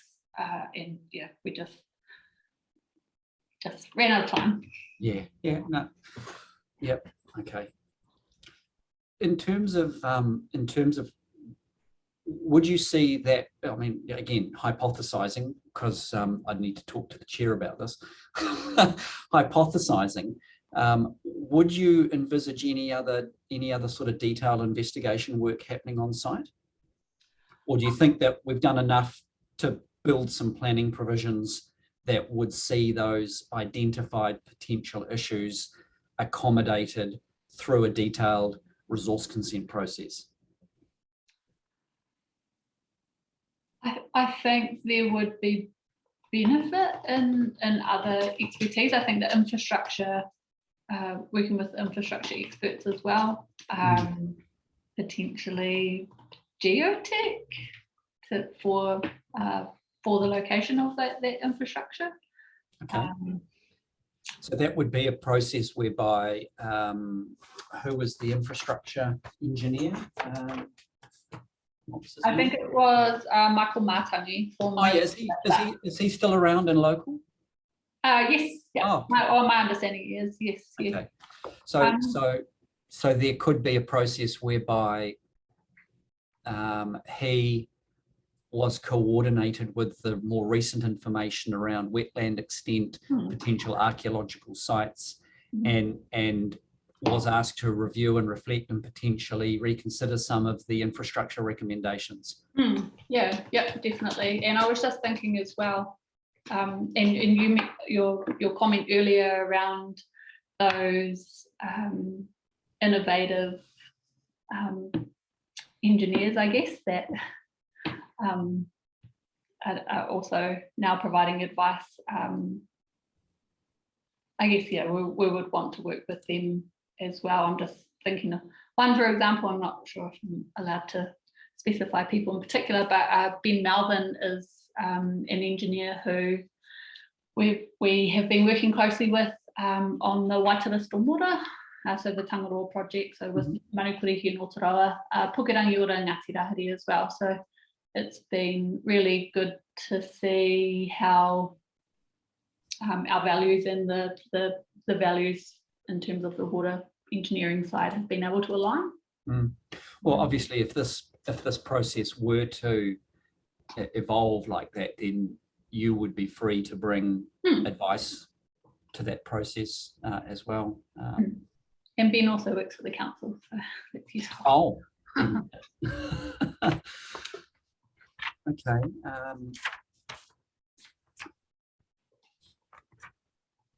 Just having a look. I don't think I had any other.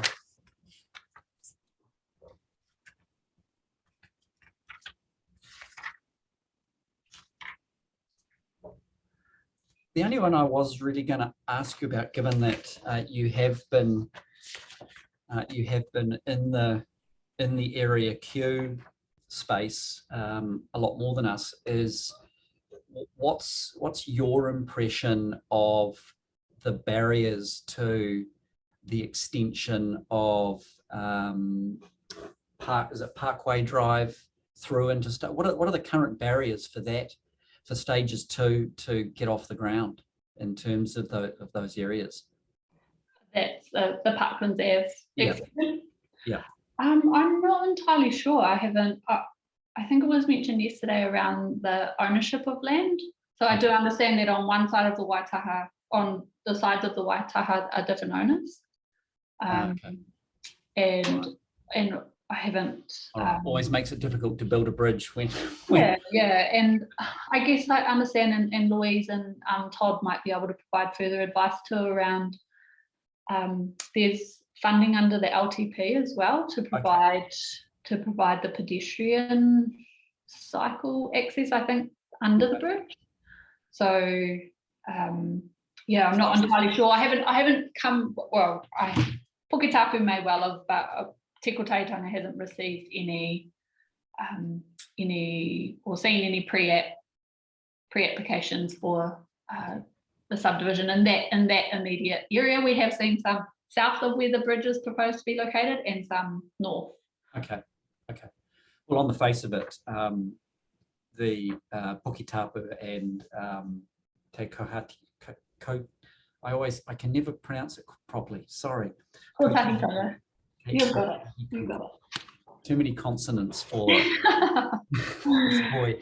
On the face of it, that there's not, that you're actually prepared, ready, willing, and able to facilitate and provide advice rather than being the parties that are standing implacably in the way of it. So, and I just wanted to get a sense of whether that was an issue. But no, that's good. And just on the bridge crossing as well, we had received, so to the south, Puketapu and Te Kotaitanga had received an inquiry to actually put in a second bridge over the Waitaha. Mm-hmm.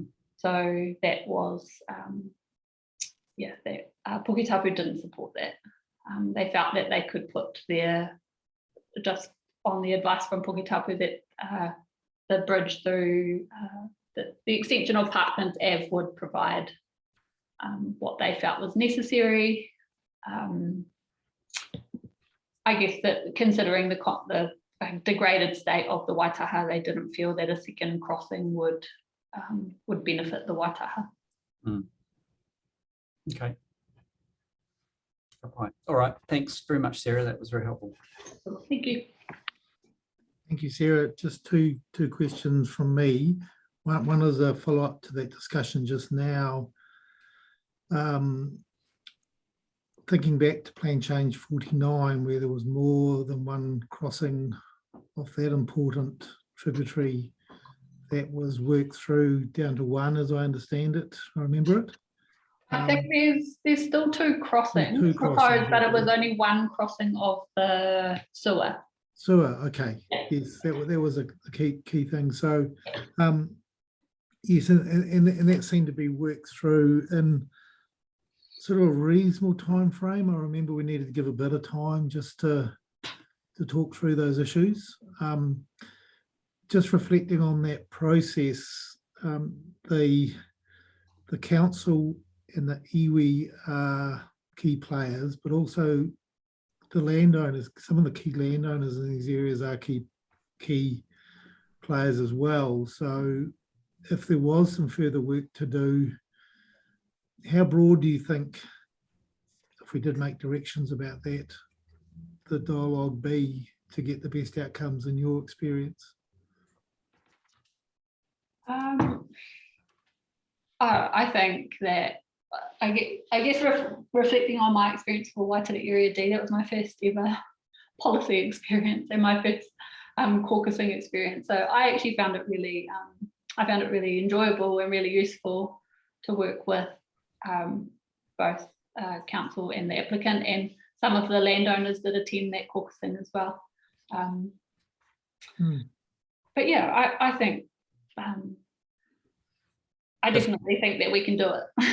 Yeah, I mean, just sorry to butt in there, Stephen. The way I see the submissions, the one with the most landowner engagement is the Patterson area, and I think only one of the others had maybe one or two landowners that had made submissions on the structure plan. So, it would be, I think it would be manageable. It's a question of how the timing happens, really. I think with the joint witness statement for Waitara Area D as well, I think we did that over maybe 3 weeks. And you were very generous in giving us some extensions there. So Yes, Sarah, my second question really is about consent status. I think you were online yesterday when I was asking Louise and Laura and Todd about this permitted activity status in the structure plan areas, whether that was a real thing or whether the plan might be better to start it at a restricted discretionary starting point for activity status, but knowing that if the policies are right, you know, these areas, most of them anyway, seem to me to be good areas to be looking at future growth with careful planning. So you don't want to set the bar too high, but whether the permitted activities status that's in these development area provisions is realistic or not. Do you have any views on that? Just thinking, is the permitted activity status, or I think maybe Laura mentioned it in relation to one of the other development areas, but is the permitted activity statuses in relation to things like building houses rather than the actual subdivision of those areas? Yeah, I think subdivision's controlled anyway currently. But it was really, there were some permitted land use activities, which seemed to me to be only very minor opportunities. And we did chat with, I mean, it was Laura or Louise about, yes, there might be a one-off house you could get through under the permitted activity standing. So I think if you are going to do some more work on setting, you know, good enabling policy with the right checks and balances when the detail subdivision outlines and things are done, that needs to be matched with a fair but not too onerous consent status.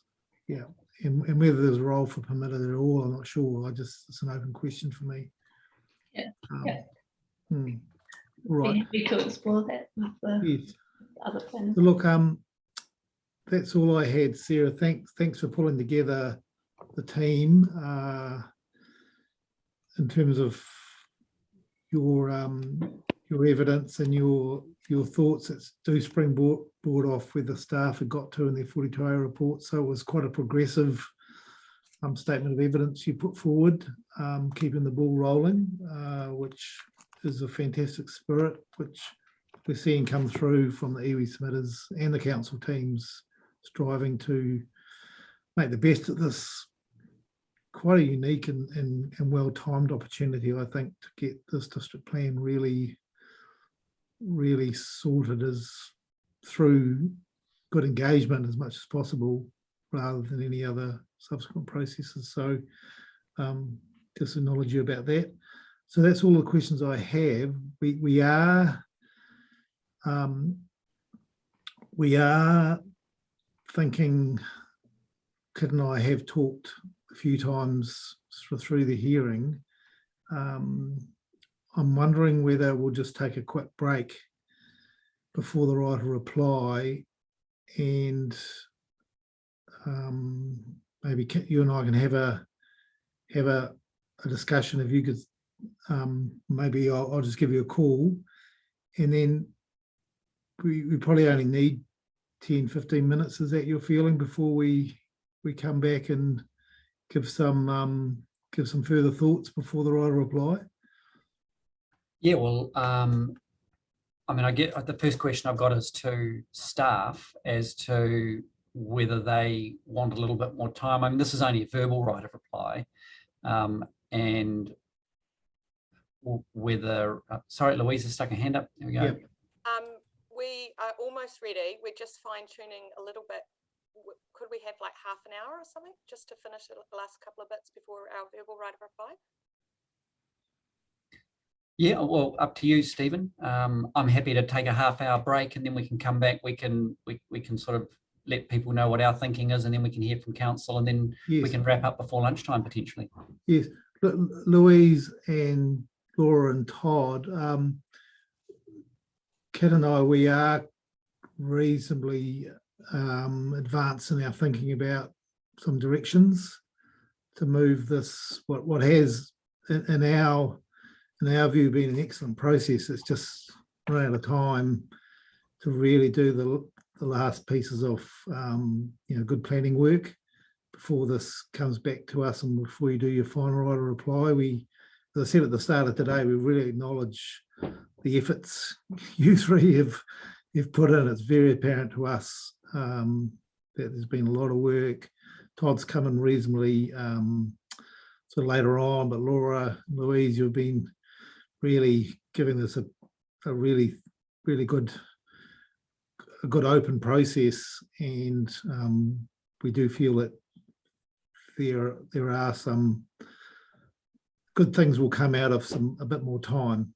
So I think, as Kit said, we'll take half an hour. Kit and I have already talked, and I think Kit will lead the discussion about our views, and then we'll see how your right of reply fits in with that. It might be quite helpful to hear from us first. So let's take a break until midday, and we'll come back on that basis. One thing I wanted to, just before we leave, Kit, I'm not sure whether I'm still working with Julie on timeframes for reorganising the hearings that we deferred in our minute 23. I don't think we do have that 3 or 4 month window. Maybe there's 6 months to, sorry, 6 months, 6 weeks to a couple of months. 6 months. Yeah, but there's a sweet spot in there, which I think, again, you know, my experience chairing these sort of processes is always good to get a feeling back from the parties that might participate in a process like this, what timeframe they think they really need to do this well. It's a sweet spot between too long and too short. It's the old Goldilocks theory, which there's always something that's just right or seems to be right. So let's come back on that basis. Sorry, Stephen, Sarah's got her virtual hand up. Okay, there you go. Yes, hi Sarah. Kia ora. Hey, I was just going to say, just had a quick look. So Puketapu do, just in terms of the scope for Oro Pūrere, so Puketapu has scope. The relief they sought was for Oro Pūrere to be retained as rural until such time as a rezoning process had gone through. So just wanted to mention that in terms of if that would help your conversation. Sorry, Sarah, can you point out to me which submission, what's the submission reference for that? So I can just... So Puketapu is submission number 589, but I'll just look up the summary of submissions for you. Is this in the this is in the general industrial zone? I think it might be in the fuzz chapter that they've done that. Oh no, in the development area, sorry. Submission. And it is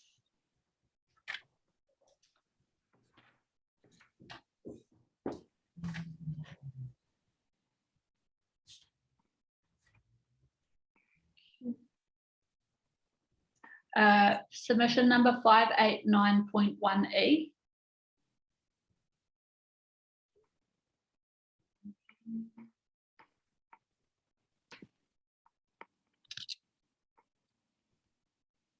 Oh, sorry, that's in relation to Patterson structure plan. 589, 1D, sorry. 1D.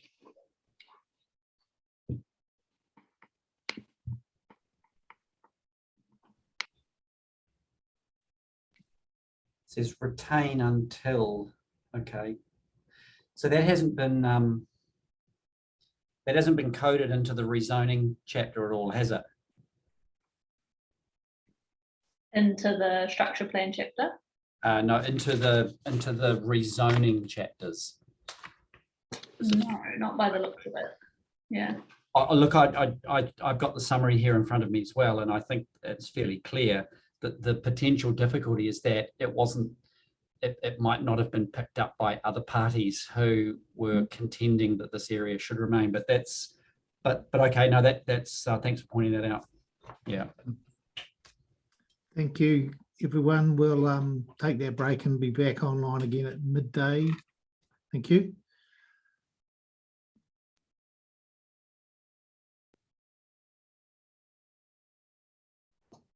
Thanks for getting us going in, Christine. Perhaps, well, look, I'll hand over to you, Kit. We've had a brief chat again, and if you just want to lead the discussion, that'd be great. Sure. Thank you. So, so Sarah, can you point out to me which submission reference for that? So I can just... Well, look, I'll hand over to you, Kit. We've had a brief chat again, and if you just want to lead the the dialogue. I'll chip in when I need to. Oh, look, thanks.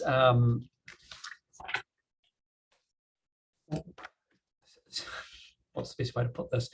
We think the best way forward is for council to do its verbal right of reply. I mean, we've conducted the hearing with our hearts on our sleeves and been quite transparent about some of our thinking, which is really the spirit of what we've been anticipating will happen here. I think we'll hear from the reporting officers verbally.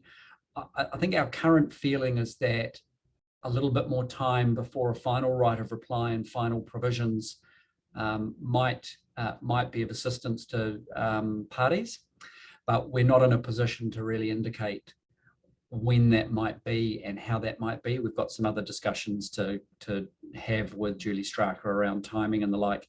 So what we'll probably do is, after we've heard the right of reply, we'll adjourn and probably issue a minute with some directions about the way forward, either later today or more likely tomorrow sometime.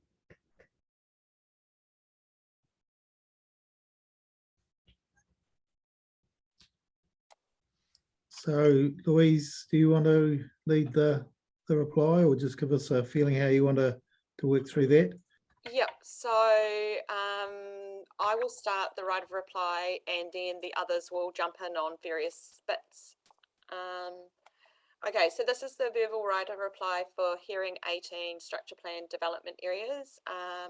And this is by myself, Louise Y, Laura Buttermore and Todd Whitaker. Firstly, we would just like to provide some responses to some of the questions the panel has directed to us during the hearing. The first question that we would like to speak to is in relation to the question was raised in relation to the correlation between the building consent numbers and the number of sections in the housing and business capacity assessment. The Housing and Business Capacity Assessment and the Quarterly Monitoring Report both assess the rate of development. To understand this, Council looked at the number of subdivision developments and their estimated lots and recorded this against the number of residential building applications over a period of time. And for reference, this is discussed on page 44 of the Housing and Business Capacity Assessment, the 2021 updated version. However, at this stage, Council has not analysed how many buildings are being built on the available lots. We understand that the number of residential building consents does not equal additional dwellings for the district. An analysis of this building consent data is currently being undertaken. Initial findings show that a lot of new residential buildings are being replaced by older dwellings that have been demolished. The district is also seeing a rise in the number of transportable dwellings gaining building consent. With regard to transportable prefabricated buildings within the district, there are a few on-site building manufacturers who build transportable prefabricated houses. Data shows that there has been a large increase in the number of consents over the past 7 years. These are all counted as new residential building consents, even if they don't stay in the district. The transportable prefabricated dwellings are counted where they are built, i.e. in the factory, not the destination, which may be in a different territorial authority area.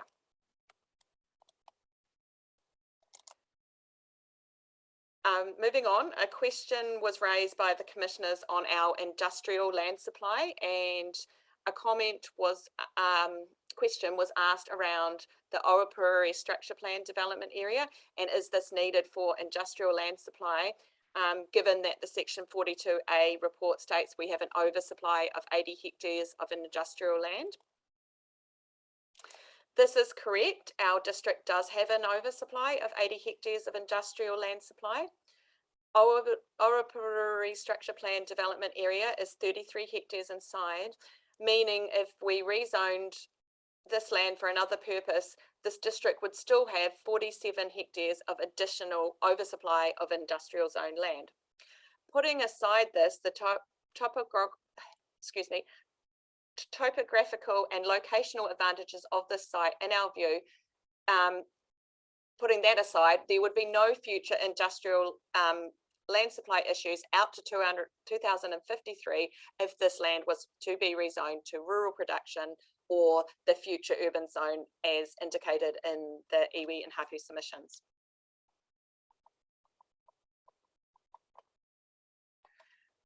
A question was also raised around the scope of the amendments to the structure plan provisions from Tangata Whenua's submissions.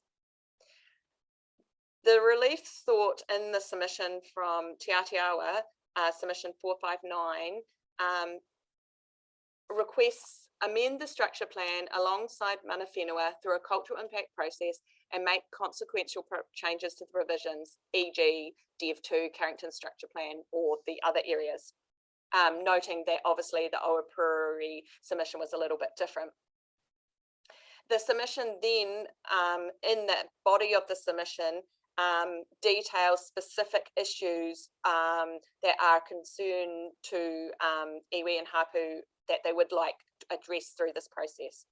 In our view, the relief sought in Te Atiawa's submission is broad, and the amendments to the structure plan provisions as a result of the submissions are within scope. We have worked on these matters in collaboration with Mana Whenua to make the proposed amendments.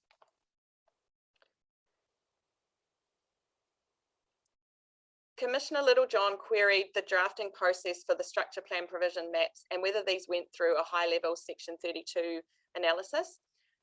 We would like to expand further on this question and answer we gave yesterday to provide some clarification to the commissioners.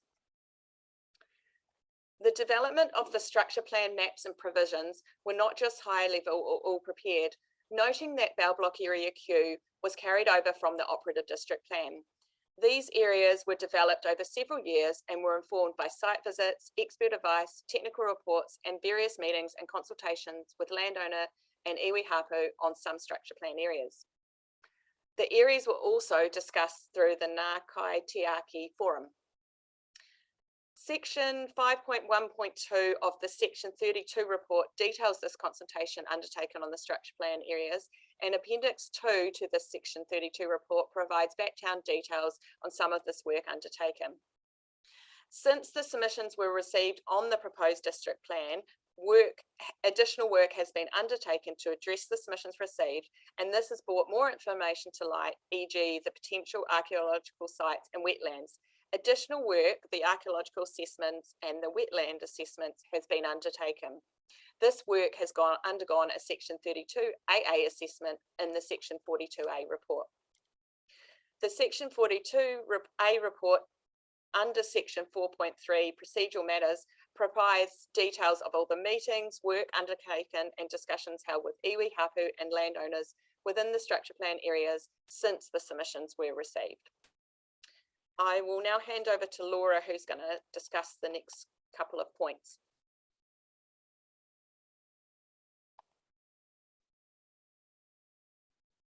You're on mute, Laura. Thanks, Louise. Sorry, I'm just trying to see where we're up to. Activity status rules. Right, so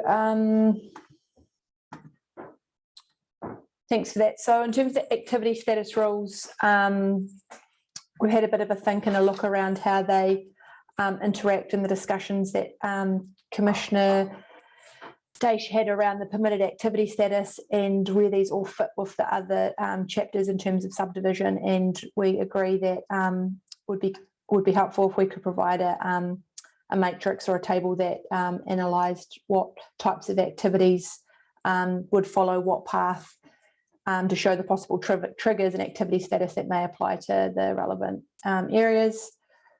And we hope that this will also include some further work and refinement that we can do with Mana Whenua. In terms of the public access corridors and the pathway connections, we've also had a look at that in relation to Commissioner Littlejohn's comment around the difference between the public access corridors and the pathway connections, which are shown on the structure plan maps. It's clear that these are two separate map features in the district plan, and they both sit under different chapters in the plan. So the pathway connections sit under the transport chapter, and the public access corridors are provided in the natural environmental values chapter. And so we can provide some further work in the written right of reply about how these two different features work and how they link with the different provisions in the plan. After working through that in terms of Commissioner Littlejohn's question yesterday, it's quite clear that in some instances there's a duplication, and that obviously shouldn't be the case. So we will look to clarify that in the written right of reply. And it looks like in some instances they're a duplication, in some instances they're next to each other and slightly different. So we'll look to try to clarify that and tidy that up. Thanks, Laura. We'll now move on to some of the issues that were raised via evidence. Firstly, we would like to talk about iwi and hapu. We would like to thank the iwi and hapu for the evidence. We would like to make the following comment just around the affected party rule notification statement that was requested in Te Atiawa's evidence. We are aware that there has been legal submissions around this already through other chapters of the proposed district plan and through legal submissions on behalf of Tangata Whenua in hearing 5, and we understand that there is no provision in the RMA for this affected party rule. We have heard through Ngā Kaitiaki that only Tangata Whenua can identify impacts on their relationship with culture, traditions, ancestral lands, water bodies, sites, areas and landscapes and other tonga of significance to Māori. And you can see this position reflected through the proposed district plan, including at the highest level in the strategic objectives. We acknowledge the submissions made by Hapu and iwi, and we consider there is merit in working through these to provide better recognition and protection of cultural values and sites, particularly over the provisions for unscheduled archaeological or SASM sites. We would like to consider these matters further and to continue to work on the development of the proposed structure plan areas with Hapu and iwi, and then come back in the written right of reply with the revised provisions for the structure plan development areas. We would also like to acknowledge what Sarah Marco said, and it may not be just the provisions that need work. There might be a little bit of additional report analysis work that needs to happen as well. So bearing that in mind, we would need a little bit more time than the normal standard right of reply. I would just like to raise Transpower's evidence. Their evidence was in writing. They did not appear at the hearing. And we just would like to acknowledge the points that they made in their written evidence. And we will take these points into consideration and respond on their requested wording changes to the overview in the written right of reply. I will now hand over to Todd, who's going to talk through some of the Bow Block Area Q points raised in evidence. Thank you, Louise, Laura, and thank you, Commissioners. There's quite a few matters that came up in relation to Bow Block Area Q yesterday. So these are the notes that I've taken, and I'd just like to speak to these and confirm some of the matters which we would like to report back to the Commissioners in terms of the right of reply. So yesterday there were two questions raised in terms of the infrastructure progress within Area Q. And there was a question that I noted, basically, has Council considered or undertaken any process to designate road corridors, in particular the main corridor from Parklands Ave, to try and enable development across the Area Q structure plan? So we don't have a response to that as part of the verbal right of reply, but we will do that through the written right of reply. And the second question I had was in relation to the wastewater trunk main that was running along the Waitaha stream, and there's a question about the timing and funding of those works and what the status of that is. I do have a response actually, which I just received this morning from David Taylor, who's the Three Waters planning lead from New Plymouth Council. So I'll just read that out. It's only a paragraph. It says the trunk main was installed in 2017 and the pump station around 2018-19. The system is commissioned and operational. This has been sized to accommodate all of Area Q. note, I'm less clear about whether it has been sized to accommodate all of Area R and the Te Atiawa industrial land on the south side of the state highway. There are no further works planned by council on the wastewater network for Area Q, as the balance of the infrastructure will be developer-led. Council just need to ensure that sufficient capacity is allowed in the distribution mains to allow for upstream development. So I'm not sure whether that answers the question fully for the commissioners, but we can expand on that if there are any further follow-up questions in relation to that. That was my question. I'm happy with that. I think it was plan change 47 that enabled those works, which were minor amendments to the structure plan in 2017. So I was just really interested whether those works had actually been completed, and you've confirmed that. Thank you. Okay. The next topic I'd just like to address is the poultry farm, which I did mention yesterday at 58 Airport Road. And the commissioners correctly pointed out that there does not seem to be any real recognition or policy settings within the structure plan regarding the poultry farm. But I have gone back to the original commissioner decision. And I just do want to read out, again, just a small section of that, because it is relevant in terms of the prohibited activity rule. And I think it's quite important that the commissioners are just aware of that and mindful of, I guess, some of the background to the rules within the structure plan and the proposed provisions in the proposed plan. So this is from section 16.2 of the Commissioner's decision, and that decision was dated May 2015. And I quote now, development within stage 3E is to be restricted as a prohibited activity until the poultry farm at 58 Airport Road is closed or Area R is rezoned, noting that Area R East might be rezoned to employment land rather than to residential A, through a statutory plan change process and released upon completion of the realignment of Airport Drive. So I just want, and it says the proposed staging of Area Q rezoning will give effect to the relevant policies of the regional policy statement and will be consistent with the regional air quality plan in respect of reverse sensitivity matters. So again, I just wanted to highlight that because it's, as I've said yesterday, it seems to me that clearly there's a connection between that prohibited activity rule in terms of the rationale for that, both in terms of the infrastructure requirements and also obviously with a recognition of that poultry farm. And also just in terms of the poultry farm, and as I mentioned yesterday, there is a live hearing, which is, I think the hearing was held on the 15th or 14th of February. And just on that, New Plymouth District Council has actually put forward quite extensive planning and legal submissions to that hearing with the position that the air discharge consent should not be granted because of the prospect of urbanisation occurring through Area Q. Now, in support of that position, and I've read the evidence in the legal submissions, there is actually quite a discussion within that evidence of the work that council's doing to enable and facilitate provision of infrastructure, including an application to the central government infrastructure fund.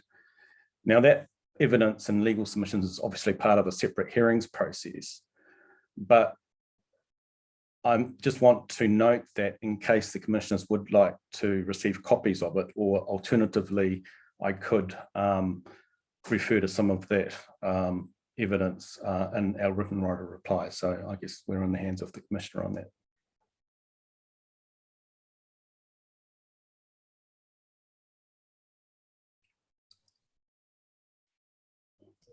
Todd, thanks for that. What would that evidence? I mean, I appreciate it. It's all general background and of interest, but what would that evidence support in terms of preferences or positions that are in front of us in terms of the zoning and outcomes for this land? What would it tell us to do or not do? I don't think it can tell you to do or not do anything, but I think it's, again, I was just wanting to make sure that you were live and aware of that process being undertaken essentially concurrently at the same time that we're looking at the same matters in terms of the district plan review process. And also, just when I read that evidence yesterday, I found there was some evidence in there in terms of what council's doing in terms of the provision of infrastructure through Area Q, which I found was quite relevant in terms of some of the questions we had yesterday, in terms of how is council enabling and trying to promote development across the Area Q structure plan. So I did see some of that was actually quite relevant in terms of some of the discussions that we've had for our hearing. Well, Stephen, I'm not sure about you. Unless anyone objects to us receiving that, I think it would be quite helpful. I mean, we want to be making any decisions or recommendations around this fully informed as to all of the moving parts. Really, I think that's the best way to get the best decision. Yes, I agree with you, Kit. So Todd, sounds like the hearing's finished. Waiting a decision from commissioners, is that, or from the TRC? Is that where things are up to?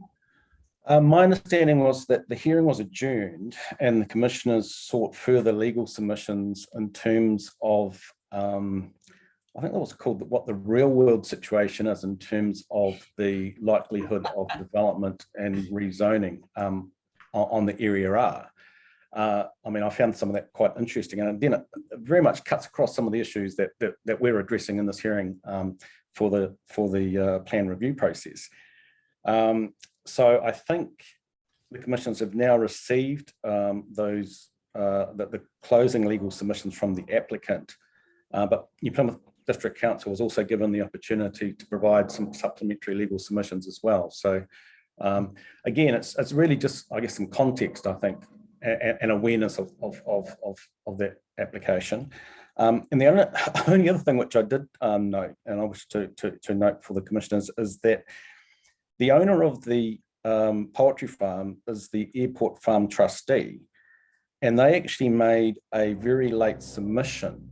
And one of the early decisions from the commissioner panel, I think it was in minute 2, was that submission was rejected basically on 2 counts. One, that it was received substantially after the original submission period and therefore wasn't summarised. But secondly, that the matters surrounding the zoning for Area R were going to be dealt with and heard by the commissioners because there are other submissions relating to the fuzz zoning on Area R. So those are the 2 main counts. But if that submission and landowner had come forward, I'm sure we would have been hearing more about, I guess, the issues associated with their poultry farm and their view on Area Q and Area R. So again, I just wanted to, you may have been aware of that, but I just wanted to make sure that, because that minute 2 was actually issued sometime, I think, mid last year. So it was the beginning of the process. Yes, Todd, just to comment on that did come in incredibly late. There's no opportunity that we saw for any other parties to really have opportunities to make further submissions, and the request for late submission was declined. I did ask, not sure whether it was this hearing or the last one, about just identifying where that land holding is. So, because just to refresh us, could Christine, we go to Area Q map and let Todd point out this? Area R, I think you mean. Yes, Yeah. but the chicken farm and where the Airport Trust land, or whatever the name of the late submission request, where they're based. Do you have that information, Todd? Yes, I do. The actual, it's not showing that clearly on the Area Q structure plan because Area R is just blanked out. But if we can pull up the Appendix 1, we can see it on the plan, which is just in front of the structure plan guidance. So I'm not sure. Appendix 1? Yes, to the 42A report, if we've got that handy.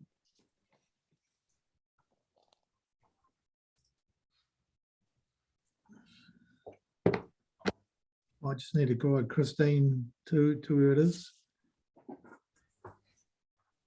on the website with where the 42As are. There should be a secret.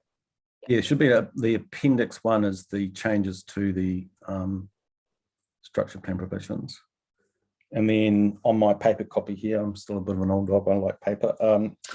It's on page 17.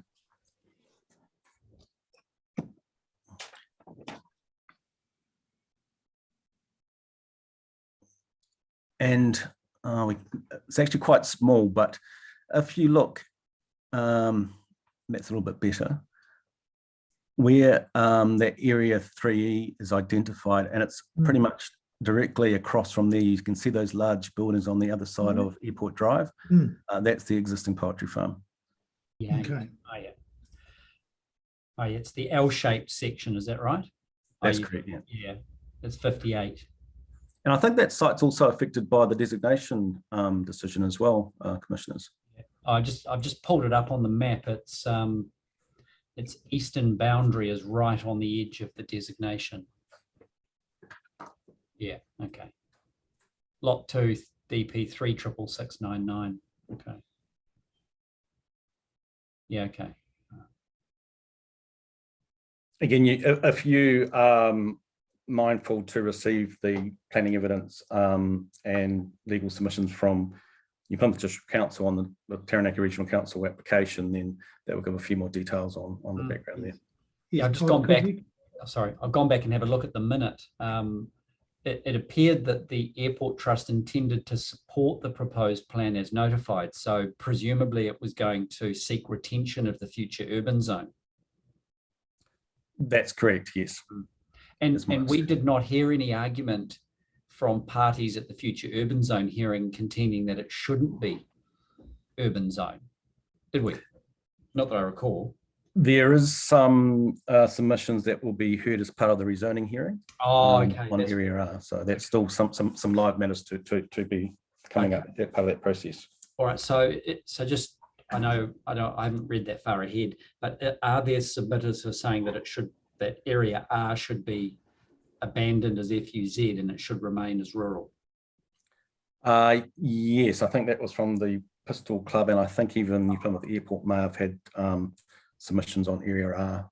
Okay, so I can see now why the commissioners in that hearing might be scratching their head as to what will be the eventual use of that land, because until the council accepts any recommendation from us on submissions following the rezoning hearing, it has an operative status, which is presumably what, rural? It's part of the... It's rural with a FUD overlay. FUD overlay under the operative plan, that's correct, yes. FUD overlay, and it's FUZ under the proposed district plan. That's so correct. Presumably an outcome of the rezoning hearing might be that it revert back to rural. Is that within the scope of submissions of any submitters? I believe so, yes. Yep. Okay, all right. No, sorry, Stephen, I was just see why the commissioners on that other hearing might be scratching their head about the real world scenario. There is no real world when planners are involved. I think that's what the lesson here is. Touche, Kit. Todd, back on your first question, yes, could you please put together a package of information from that hearing to come to us? Just do that via Christine. Would be appreciated. Thank you. Yes, and I can do that today, so we don't need to wait for the written reply. Yes, we would like to see that perhaps in advance. So just joining a few dots for us, hugely helpful. Todd, just your analysis and your verbal feedback just really highlights the importance of these verbal rights to reply, which we can reflect on together as we go forward. Okay. The next thing I just wish to address briefly is the designation decision 160, which the commissioners have already determined. And I said yesterday that I hadn't reviewed that decision. I have done that now, and I think that's a positive step in the sense that it actually does provide a solution in terms of one of the key infrastructure issues or hurdles that was facing the progressive development of Area Q. So I think that is very much a positive step in the direction in terms of enabling development across Area Q. And I also consider that it supports the removal of the prohibited status rule for area or for the stage 3E area, because it does allow us to look at the rezoning of area R and the infrastructure solution as two separate parts of the jigsaw. I think ideally, and what was envisaged at the time of the original Area Q structure plan, is that those matters would be dealt with as part of the same process. But I think given where we've ended up in the time that's elapsed since Area Q was first made operative, it makes real sense to enable that infrastructure solution to progress forward without necessarily relying on an outcome of a future plan change process for Area R. Next thing, matter I'd just like to briefly address is the Could I just make a comment back to you on that progress for a council designation on unlocking this area? It goes to our query about whether the council's considered designating that the link between on the basis that, and certainly in my experience, with a number of landowners involved, sometimes that's the only available practical way forward if some of this land is wanted to be released within the time frame of this this district plan when it gets through the hoops. So probably the two-pronged question is, has the infrastructure team of council considered that, and is that as part of a future structure planning process potentially on the cards? Yeah. So yes, Mr. Commissioner, I definitely will come back with a full response to that as part of the written reply. Thank you. So the next matter was just the Hibble submission and the evidence that we heard yesterday. So I understand that the commissioners are still considering the opportunity for the Hibbles to make submissions to the rezoning hearing. The reason why I mention that is it appears to me that the request for the additional access onto Airport Drive is really hinged on any change in zoning, and if that part of the site was not to become a commercial zone or provide for some kind of commercial precinct, then there wouldn't need to be any additional access points onto Airport Drive. So I think the issue in terms of the request for the access provision is tied directly to the rezoning request. But Todd, you'd accept though that at some point in time we'll have completed those rezoning hearings, and we will then, I mean, presuming we're satisfied that there's scope for it, we'll have option A, which is keep it residential and therefore no need for the provisions, or good idea to go commercial and then we're going to add in these provisions. So we'd be able to make tweaks to the underlying zoning as well as the structure plan provisions simultaneously, depending on where we landed on both of those issues. That's correct. That's how I'd see it happening too, sir. And the only other comment I'd make on that in terms of the rezoning is that there has always been a discussion around part of Area R becoming a commercial area as well. And I think so there is an interrelationship between what may end up as, I guess, a neighbourhood shopping centre within Area Q and what's going to be provided within Area R. But I guess that's a matter for discussion as part of the rezoning hearing. And just as I mentioned yesterday, I would have found it helpful if the submitter had actually presented some traffic evidence in terms of those access locations, because they are reasonably close to the proposed roundabout and the designation plan. And obviously I'm not a traffic engineer, but it just seems to me that if there's going to be provision for right turn bays in close proximity to a roundabout, then that may create some traffic engineering issues. So I made that comment yesterday, and it is my view that it may be difficult to consider the full merits of that request without some form of traffic engineering evidence. It did then also occur to me that if the commissioners were mindful to accept that the Hibbles are able to come to the rezoning hearing, whether or not that could be evidence in terms of traffic could actually be allowed to come through as part of that rezoning hearing as well. But again, I'm not wanting to suggest or lead you to that decision, but it's just something that crossed my mind that I think there's a little bit of a gap in the evidence that we've received today. Yeah, well, you go, Kit. I was going to say I mean that's a good point. I think the submitted brought economic evidence to a traffic hearing, and hopefully it'll bring traffic evidence to an economic hearing. But I mean, I know the submitter's not online. As far as I'm aware, we've actually said that this should be an issue that they have a voice on at the rezoning hearing, and that if council have a concern with the scope for that, then they should raise that in the 42A reporting for the zone, for the rezoning hearings. So they will be at the party, and I guess it's up to them to decide what they wear. And not being present, they will potentially need to be informed that if they want this to be considered from a proper basis, then they might want to consider bringing traffic evidence. I know it's not perfect, but at some point in time, the commissioners will have all of the pieces of the puzzle in one place at one time, and then we'll be able to make a decision, I think. Just in terms of the time and motion study, we received that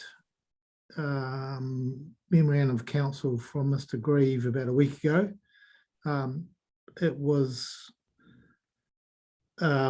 parked, I suppose, by me at the time because it was concerning the rezoning hearing when I wasn't familiar enough with the connections with this hearing, and we've been busy in the hearing, so I haven't yet gone back to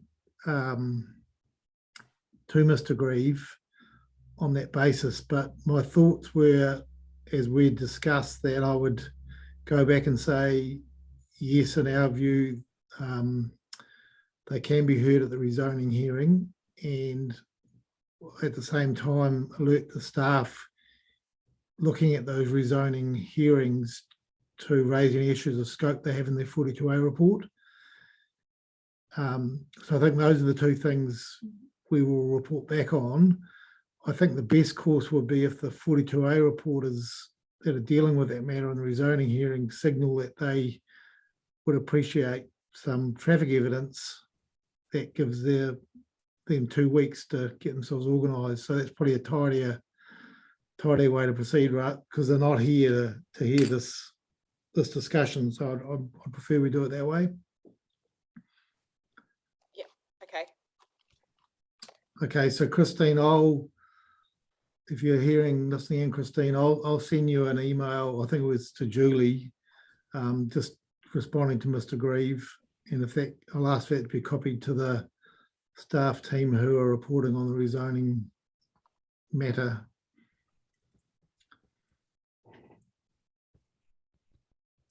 Okay, thank you, Commissioners. I've just got one other matter which I'd just like to address in terms of Area Q, and it just goes to the again to the Appendix 1 and the identification of the wetland areas which have been identified following the recent work from Taranaki Regional Council. And just with the map, the structure plan map on page 15 of the appendix, that shows 2 new areas of the wetland features being added. Here, I think there may be a mapping error, because the map that I've received from council in terms of the extent of that wetland is for the northern wetland is quite a lot more extensive than what was shown in the Appendix 1 plan. And it may be just that there's a reserve layer there, and the wetland area might be sitting underneath the reserve layer. So I just want to highlight that I think we need to come back and confirm the extent of that wetland area as part of our written right of reply.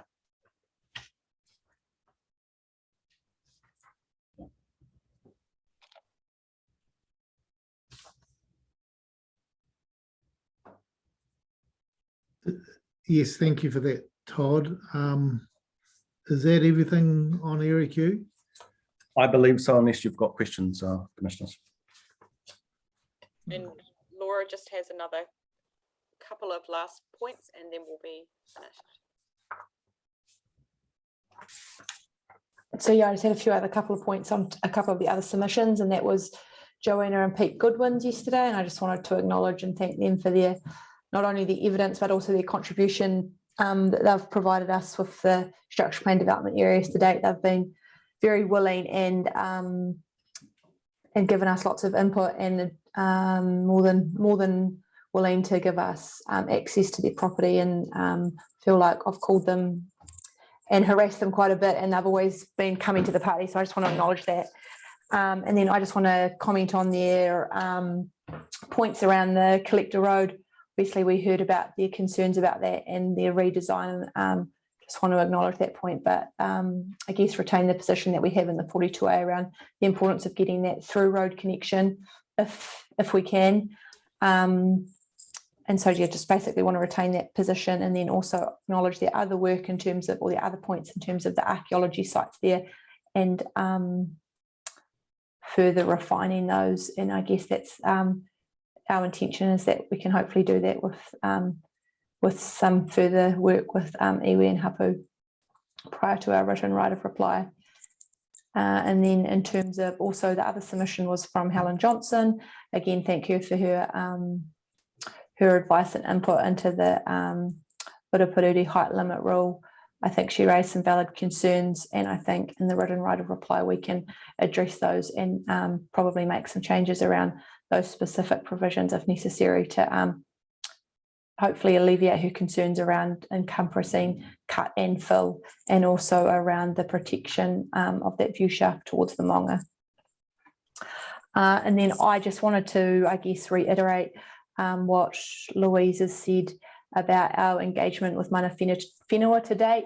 I guess from the outset, what we sort of attempted to do as a response to submissions, the goal or the end point has always been to hopefully get to a position where we are in agreement and we are doing development in areas with the support, and hopefully ensuring and encouraging developers can undertake development that's reflective of iwi and Hapu's concerns, and acknowledge that perhaps what we've provided in the 42A isn't quite there yet, but I'm hopeful that we can continue to work with them and put something together that is meaningful, and hopefully provide some future development that we can acknowledge, and hopefully in years to come be reflective of a better process than what we've done to date. So again, I just want to thank them for their involvement for the process to date and the value that they've added. That's me. That's all we had. Unless Yes. Any questions? Thank you, Louise, Laura and Todd. That's been a hugely valuable feedback session. As I said, it's very evident, I think, to us, just from when we first read the evidence, that this process would definitely benefit from some more time. Key parties seem to be willing, and that's great.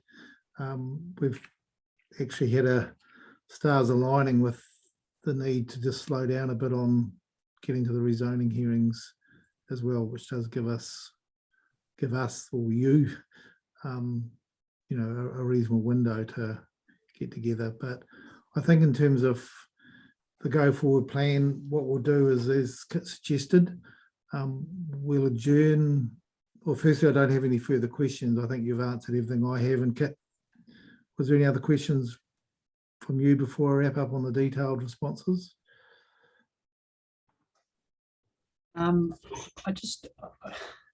Yeah, I do. I just want to ask the three planners collectively. The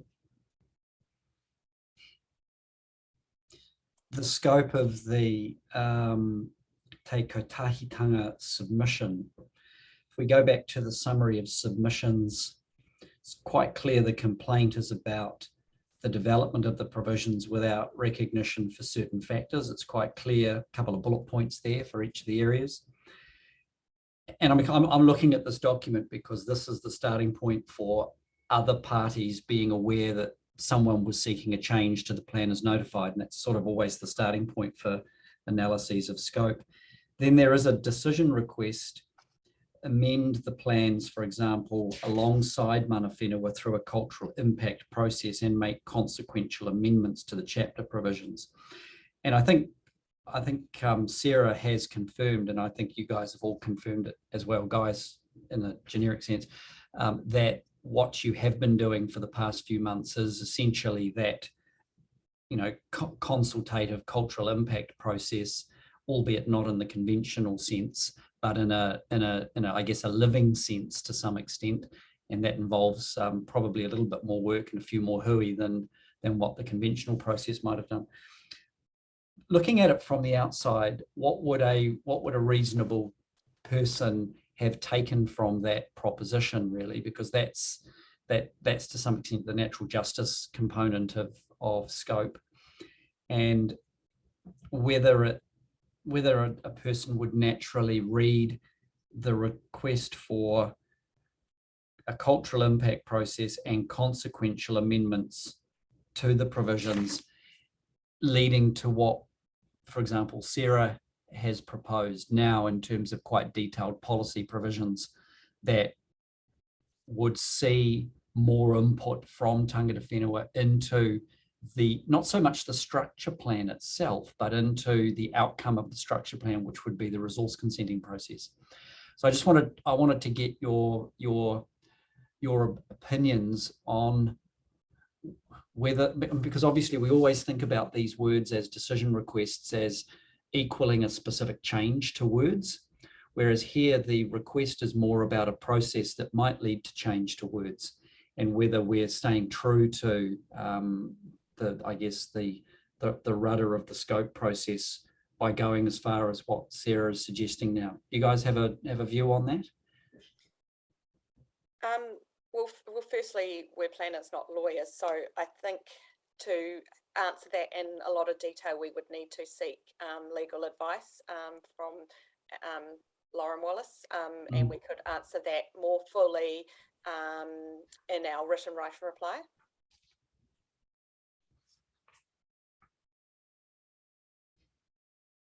I'm thinking, Louise, that if we are going to extend the right of reply and do set you to some work to do, we do need an answer to that question to form the bounds of what can be done. Okay, yep. So I'm thinking in terms of directions, we may give, it might need to be a stepwise process. Okay, Yep. could we have a little bit of time to seek a legal response on that? Well, I think we'll eventually issue a minute on what we perceive as the best way forward, and if we think we want to get specific legal advice on it from council's lawyers, then we'll make a clear request for that in that document, I think. Yeah, I mean, I'm sort of more in the camp that there is scope than there isn't, because the description of the summary of the submission is quite clear about the issues that the submitters had.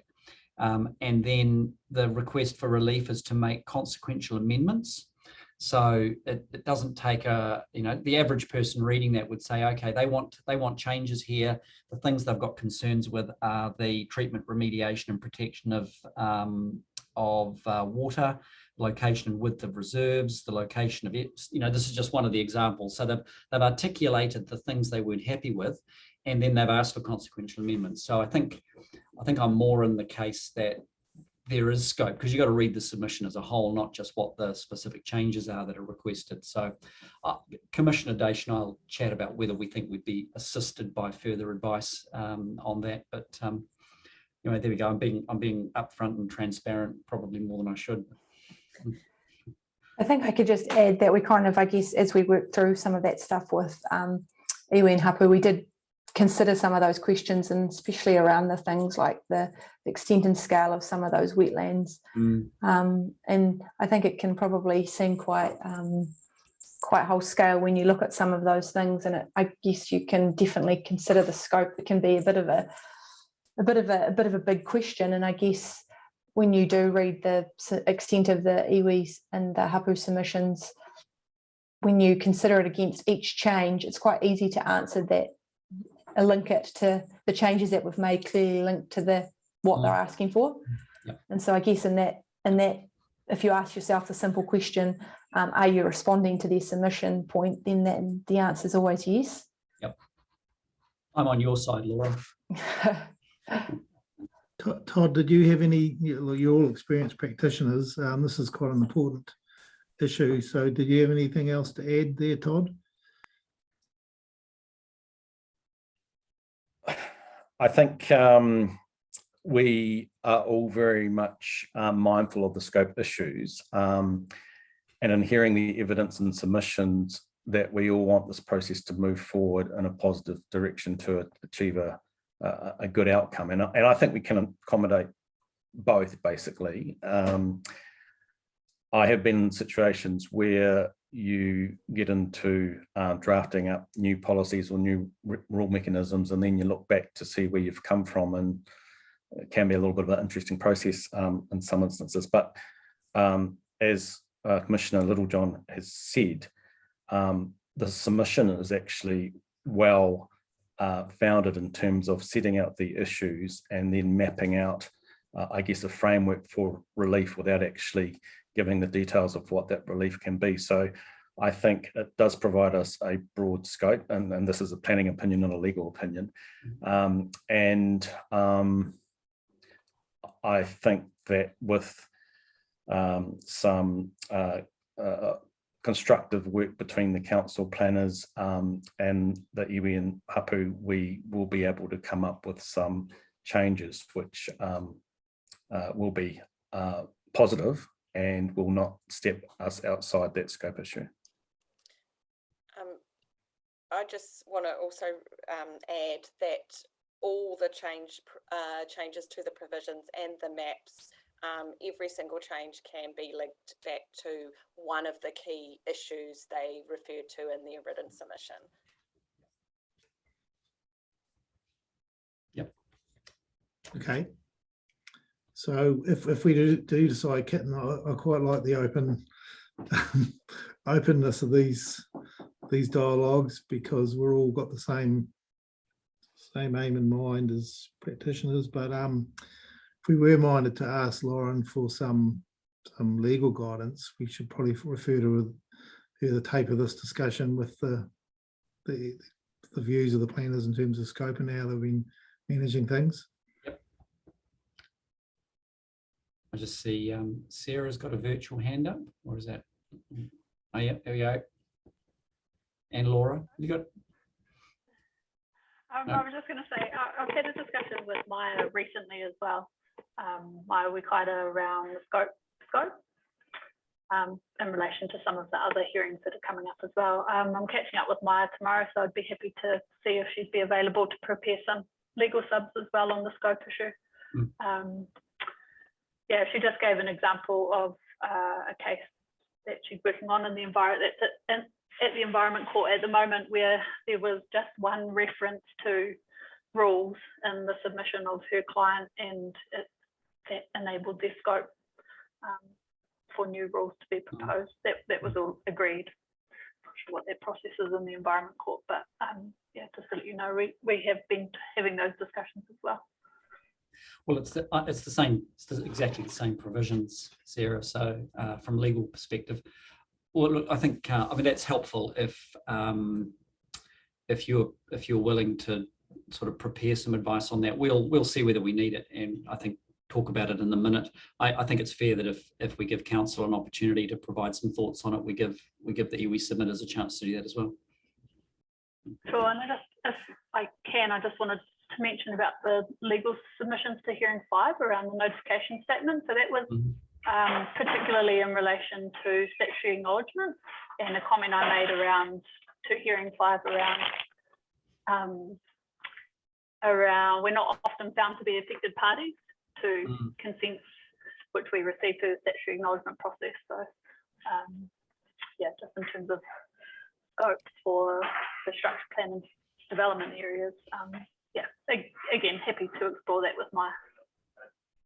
Yeah, I've taken the view on that, Sarah, that in effectively hardwiring a need for advice from tangata whenua into the materials that would form the basis for a resource consent application, you're sort of there at the ground level, because an application cannot be lodged without talking to you to some extent. That's how I've sort of seen it. So whether you need another overlay of affected person and notification, I mean, this plan has set itself against any of those sorts of rules or notification statements. So we've got that as another issue to resolve anyway. Yeah, and also we look to other chapters as well. So Transpower have got a notification statement, obviously, to the network utilities rules as well. I think it's network utilities chapter. Thank you.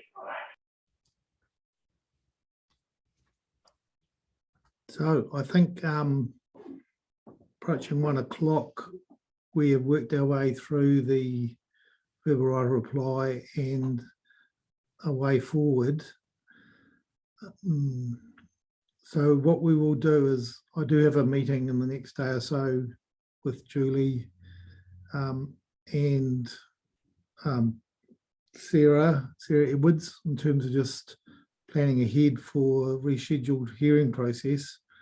And we'll be talking about what would be fitting in a reasonable time frame before the rezoning hearing, so we can hear back from the structure plan authors after a process. And we'll issue a minute about that. But just off the top of your head, Louise, what do you think would be sort of the Goldilocks sweet spot for how much time you think you need? You know, not too hot, not too cold, but just right. I was trying to land on this before myself. Our thinking, if it was just provisions, maybe a month, but if we need to do some extra work in terms of getting the cultural lens applied to the infrastructure report, that needs probably a little bit more time. Would you think, and I was thinking about the discussion about some infrastructure engineering help, you know, that were, you know, innovative, Free Waters engineering, and then also whether there's any more work or discussion with, was it Alice who did the wetlands report, or whether that's, because that waterway, if she's an expert in that area, someone like that who's a witness for the, not really a witness, but you know what I mean, she's informing the process, could add quite a bit of value. So so I'm taking from that it's sort of a 6-week to 2-month. Yeah, if I had program. to guess, maybe 2 months. It's hard to put a time frame on it.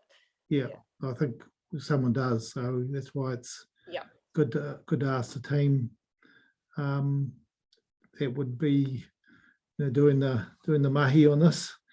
Laura or Todd or Sarah Mako, does that feel doable for you?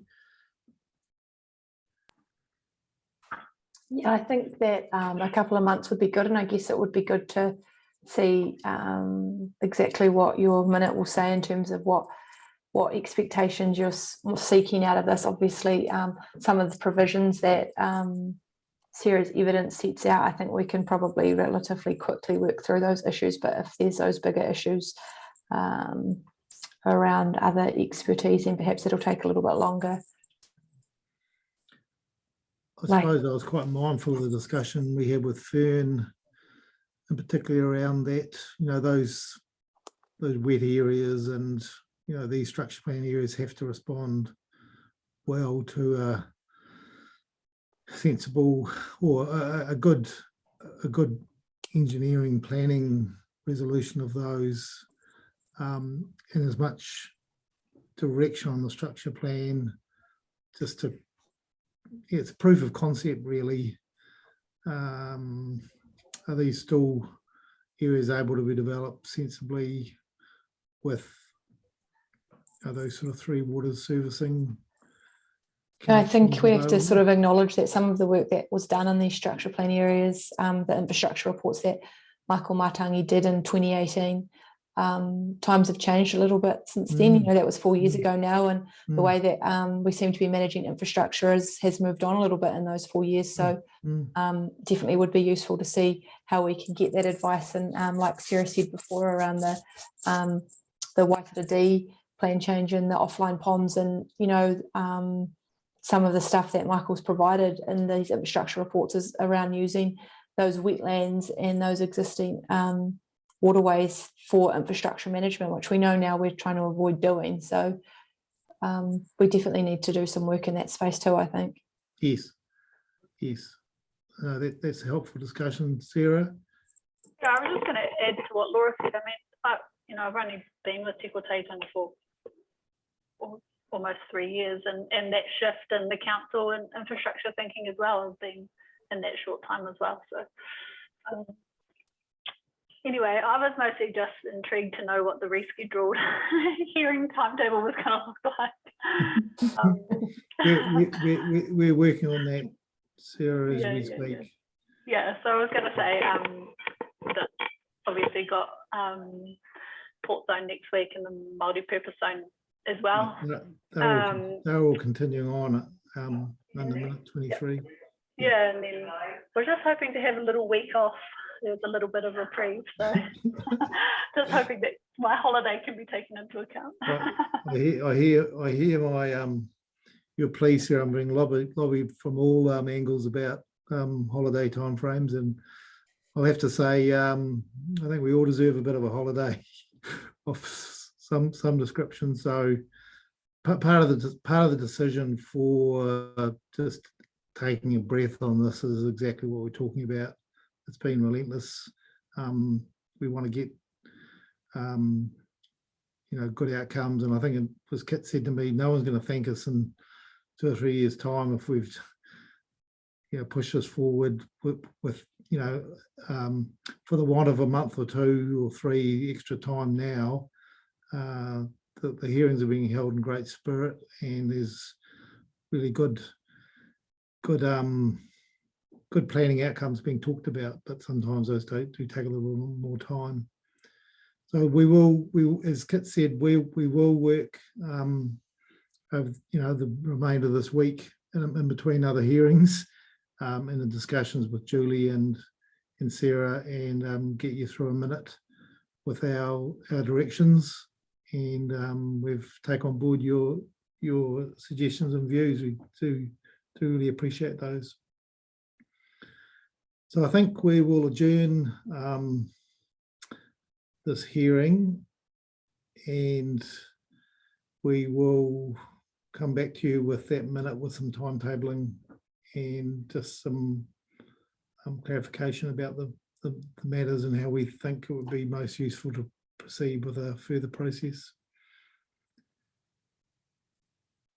So Sarah or Tane, if you're still listening in, you started us very eloquently with a karakia. You may or may not be still there. If you are, it'd be lovely for you to close.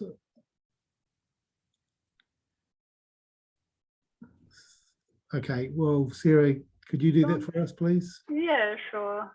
Well, tēnā tātou.